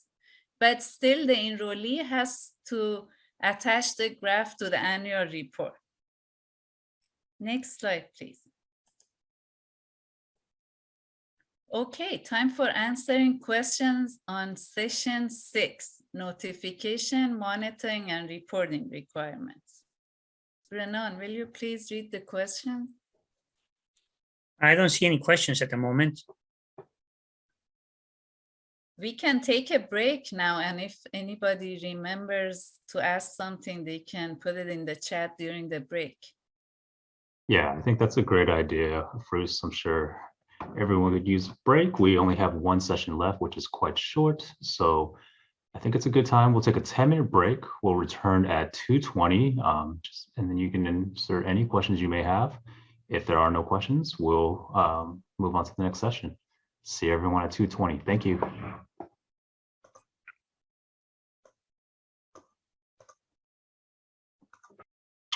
Okay, welcome back, everyone. Looks like we got a couple of questions during the break. I now turn it back to Renan. If you want to start reading that first question that came in, please. Thanks, Steve. Yes, a question came from Josette Descalzo. In the proposed order, if a Category 1 spill occurred, meaning spills greater than 1,000 gallons and not 100% recovered, but never reached the water of the U.S., do we still notify the Office of Emergency for notification? Thank you, Gisette. Bruce, would you like to answer this one? Yeah, hi, Gisette. My understanding from your question is that the sewage entered the drainage conveyance system, but the sewage was not fully recovered. Mm-hmm. So I'm a little bit, maybe I'm not understanding the question. If it's not fully recovered, the assumption is that it entered the water of the US if it was through a drainage system. Or a surface water, not just necessarily a water of the US. Mm-hmm. Renan, will you read the question one more time? Certainly. In this proposed order, if a Category 1 spill occurred, meaning spills greater than 1,000 gallons and not 100% recovered, but never reached the waters of the US, do we still notify the Office of Emergency for notification? I see. So I think there's a confusion in the question, because a Category 1 spill is a spill of any size that does reach a water of the US. So, Afrouz, we can look at the question in a couple ways, and maybe we should to answer it since we're not quite sure what she means. So the way Afrouz answered it is for one scenario. So if it truly is a category 1 spill, which does have the potential to reach water of the United States because it went into a drainage system that flows into a water of the United States, but was only partially cleaned up, then yes, there is the assumption that was not cleaned up is either going to reach the water of the United States during that spill, or is going to settle in that system and reach the water of the United States when there's enough flow in that system to push it through. So that would be a notification to the California Office of Emergency Services. As our proposed order reads, any spill of 1,000 gallons or more to any surface waters needs to be reported to California Office of OES. So that's correct. So the latter half of your question is correct. If you have a spill that is 1,000 or greater that reaches a non-federal water, that's a category 2 spill. And both category 1 and 2 spills do need to, is this correct? 1,000 gallons? Yes, to any water of the state. It does need to be reported to Cal OES. And even more so, the way this reads is that for a spill that discharges in or on any waters of the state, that means that if you become knowledgeable of 1,000 gallons or greater, making it to groundwater, for any reason, it can be going into some facility that actually infiltrates directly to groundwater. That is another instance that it needs to be reported to Cal OES.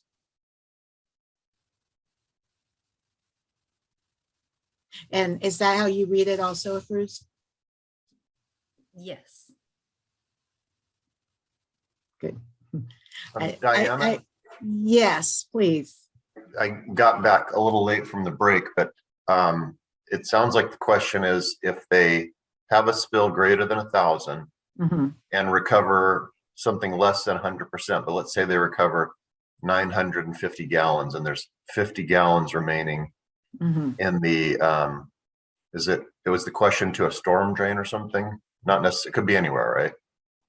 To a drainage system. Yes, to a storm drain, as just added. And we're looking at section 1.1 as you have on the screen? Correct.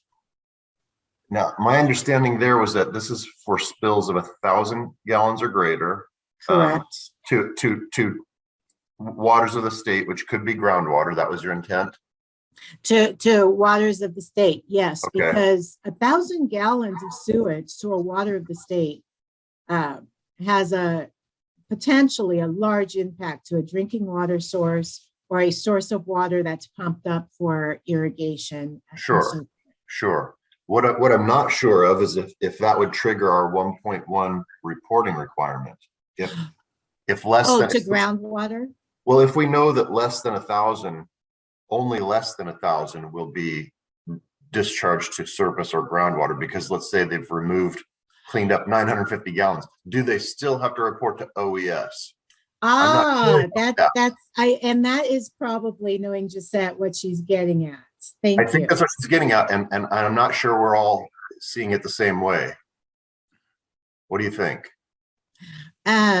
So what I think is for a spill that discharges into any water of the states of 1,000 gallons or greater. So I do now see where the math is needed, that what actually goes into the water should be 1,000 gallons or greater, not everything that's been spilled. So we can have, so to clarify then, it can be a spill of 1,000 gallons or greater. But if that spill has been blocked, stopped, cleaned up, it would be, but there's still ongoing residual going to that water. It would be the ongoing residual that makes it to a water of the state that would have to be 1,000 gallons or greater. That's kind of how I read it, but I do too. I missed that part. okay. Yes, and I would agree with that too. So being that Gisette asked this question, and I think this is proposed language that is readable in different ways. So yes, that's where I am getting. Okay, good. So definitely, if you have that concern on this language, we'd like to address it. So please submit that through a public comment, and we will also document that this needs to be better clarified. We're going to relook at this to make sure we go back to what the original intent was. At this time, when I look at this, I believe this was the intent, but we'll have to rediscuss it internally. Next question from Pratik Horm. Completing sampling and analysis for bacteria for spills greater than 50,000 gallons within 12 hours will be challenging for enrollees that don't have an in-house lab. In other regions, there are very few labs willing to accept bacteria samples, and they're often not available after hours and on weekends. Would the board consider changing it back to 48 hours? Do we know what the holding time is for those samples on bacteria? And the reason I ask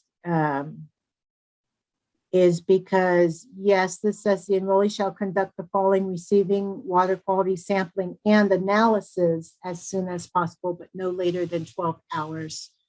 And maybe this should read, should conduct the sampling for analysis. I see two responses. They're saying about 8 hours or 6 hours typically for holding time, I believe. That's what they're saying. I see. All right. I understand the dilemma, yet the background on this is we purposely put that to 12 hours. This is raw sewage going into, this is a lot of raw sewage going into a waterway, and bacteria is one of the major concerns. So please express your detailed concern for how this reads in the public comments. We will go back in and look at it. And for our team, let's make a note to talk to Christine Sotelo, who is she's the chief over ELAP. She has a lot of knowledge on laboratories and the expectation for them to be available so that we can get some further information for what's expected of labs during off hours. Thank you for your comment. Pratik is adding an additional comment. Basically, an exception should be allowed for when the enrollee tried their best but could not meet the requirement because of unavailability of labs. Good. That's a very good comment. We'll consider it through the public comment period and look in to see how we would propose to address that situation. Anyone from the team have any further input on that scenario? Great. Thanks, Renan. Mm-hmm. Here's another question from Greg Gibson. Does the 5-year period for reduced reporting start with the new permit, or can it be retroactively applied? First, would you like to answer this? Yes. Since this is a new requirement is in this proposed order, the adoption date of the order is what sets this reduced reporting. So it's not retroactive to previous years before the adoption. Yes, and I read this also with an extra element. So the reduced reporting is not retroactive. The criteria that the enrollee must have good performance for 5 years, can that be 5 years previous let's put actual examples to this. Let's say it's 2023 that an enrollee submits a request for reduced reporting. It has to, one of the criteria has to be they have to have good performance for 5 years. Can that performance go back to the years under the existing order? Oh, yeah. In that case, yes, if they can provide information to the Deputy Director of Water Quality on all those criteria, meeting all the criteria, then yes, it can go back. Yes.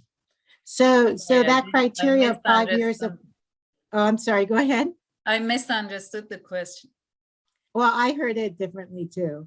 So the criteria of 5 years at that threshold of performance, it's not 5 years under the adopted order. It's just 5 years. Confused answer. All right, maybe I can, let me summarize it. All right, so it's the new order that is allowing a provision for an enrollee to request the reduced reporting. The criteria for the reduced reporting includes a level of certified operation in the operation and maintenance staff and a couple other things. And among that couple other things includes performance within a certain threshold for 5 years. That 5 years does not have to be 5 years after the adopted order. That 5 years is the previous 5 years from when that request is placed. So if that request is placed in 2023, it can go back to the 5 years of 2017, 2018.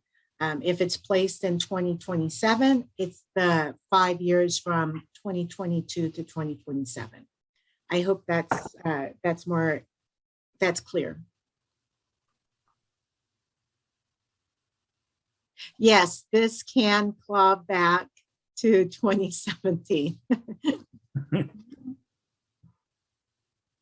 All right, I think we answered that question. The next one is, again, from Josette Descalzo. Would the staff consider removing total coliform testing? Coliform is generally present in the environment.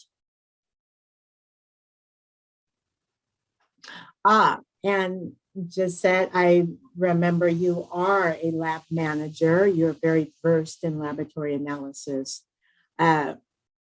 Yes, Afruz, on that sampling requirement, don't we have an upstream and a downstream? Yes, we have sampling? 3 locations: upstream, downstream, and the point of entrance. Okay, so with the concern of bacteria being in the environment, the upstream sample will capture the level of bacteria in that water before the sewage entered. If you're referring to there's bacteria in the environment that was in the path of the sewage, so the sewage basically grabbed onto more bacteria containing substances and pushed it into the water body. Yes, it's that discharge that caused that bacteria to enter the water body. So that is part of the discharge.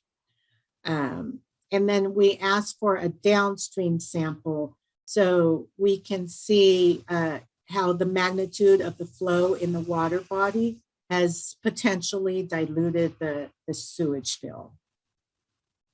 She had a follow-up comment. Fecal coliform, E. coli, and Enterococcus are better sewage spill indicators than total coliform. Very good comments. We do have E. coli and Enterococcus, right? First, do we have fecal coliform listed? Yes. Okay, so basically, just that you're stating that maybe the total coliform is not a good indicator. Great, we'd love to see that comment so we can go further and address that.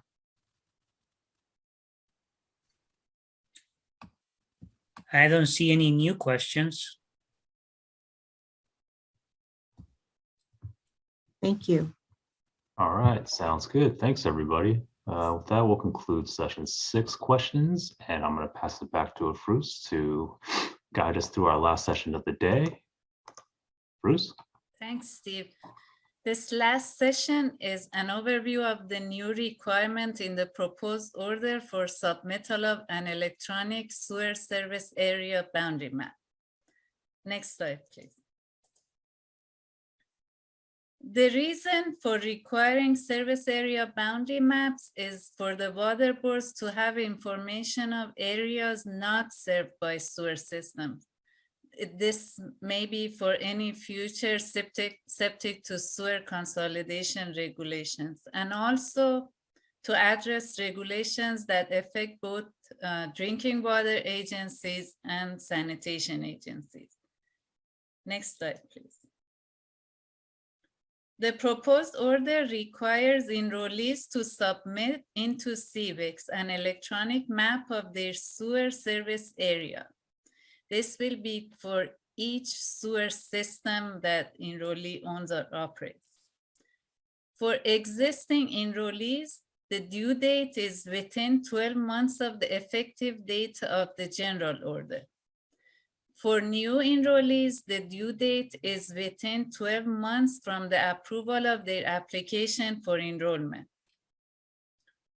We recognize that disadvantaged communities lack technical expertise or funding to develop these maps.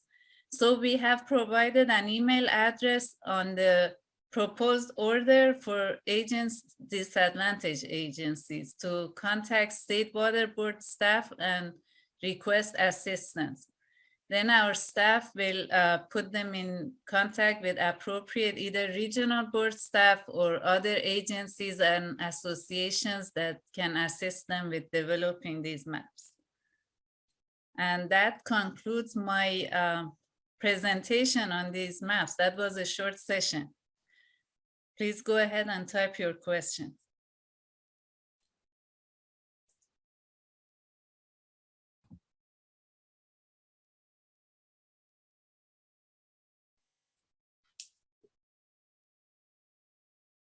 No new questions yet. Give everyone just a little more of an opportunity, but if I don't see anything coming in, I wouldn't expect any more. We can kind of wrap things up and take any other miscellaneous questions the group might have. And maybe further questions might come after the next wrap up. Sure. Yeah, why don't we go ahead and proceed with that? Bruce, will you just take us through the next steps and we'll close out this workshop? Yes. Next steps in this proposed order reissuance are the State Water Board public workshop on March 15th of this year, and we encourage you to participate and provide your oral comments to the board. The end of the public comment period is on April 8th. That's the due date for written comments. After that, the State Water Board staff will provide responses to public comments and revise the draft order based on the public comments that we receive. We anticipate that the State Water Board will consider the adoption of this proposed order sometime this year in 2022. Next slide, please. If this order is adopted as proposed, the order becomes effective 90 to 120 days after the adoption date.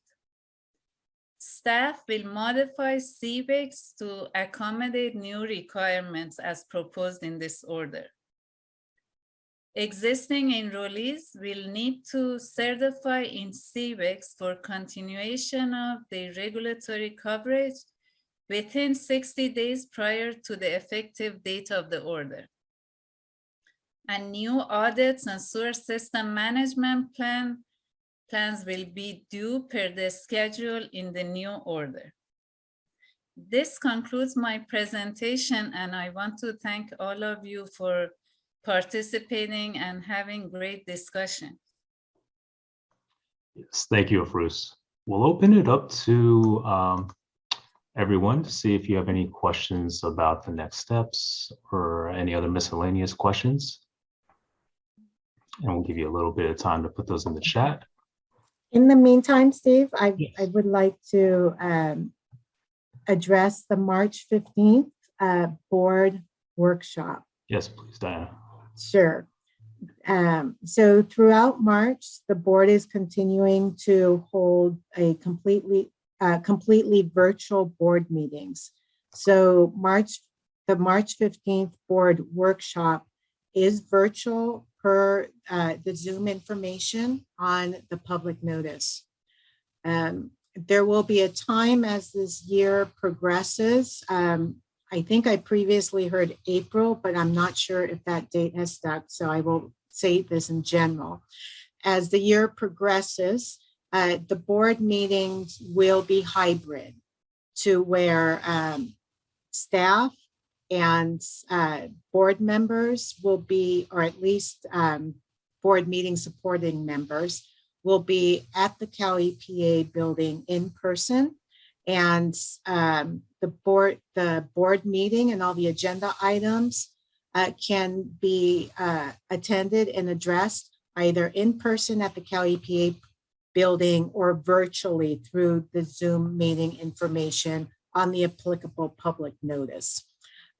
So for this board workshop, we know for sure that it will stay fully remote. And so I like the remote meetings, at least the option for remote meetings, because it allows more people to participate and speak directly to the board.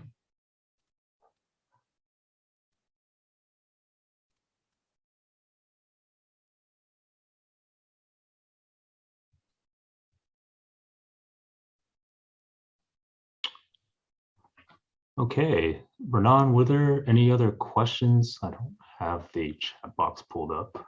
I do see that there's a notification though. No new questions, just a comment from Paul. I mean, he's telling us great job. Thanks so much for all the information and answers to everyone's questions and comments. Very, very productive and helpful. You all have done yeoman work on their WDR reissuance. Thank you. What's a yeoman? So it's time for my question to be answered. There is a question. There is a question. Okay. Yeah. Well, we are here as any questions continue to come in. So Pratik Harn has a question. Does the updated map in SSMP require to show all stormwater conveyance systems within the service area boundaries? And the existing order used to refer to applicable. Do we need to have storm drains in areas where there is no sewer? That's a good comment embedded into a question. I would think not. Afruz and Steve, and Walter, does the language say applicable or anything to that means? We have a language in the sewer system management plan that says if anything is not applicable, provide why. But the map requires storm conveyance systems to be included. Not the service area boundary map that I talked about in the last session, but the map that is attached to the sewer system management plan, map of the system. Yes, it appears it's that second map that is being addressed. That's a very good comments. Please include that in your public comments if you'd like to see that further clarified and not just under the umbrella clause of only including what's applicable. So I see there's a definition of yeoman. One that performs great and loyal service. So thank you to Steve Jepson for answering our question. Team, do you guys have any more questions of the audience you'd like them to answer?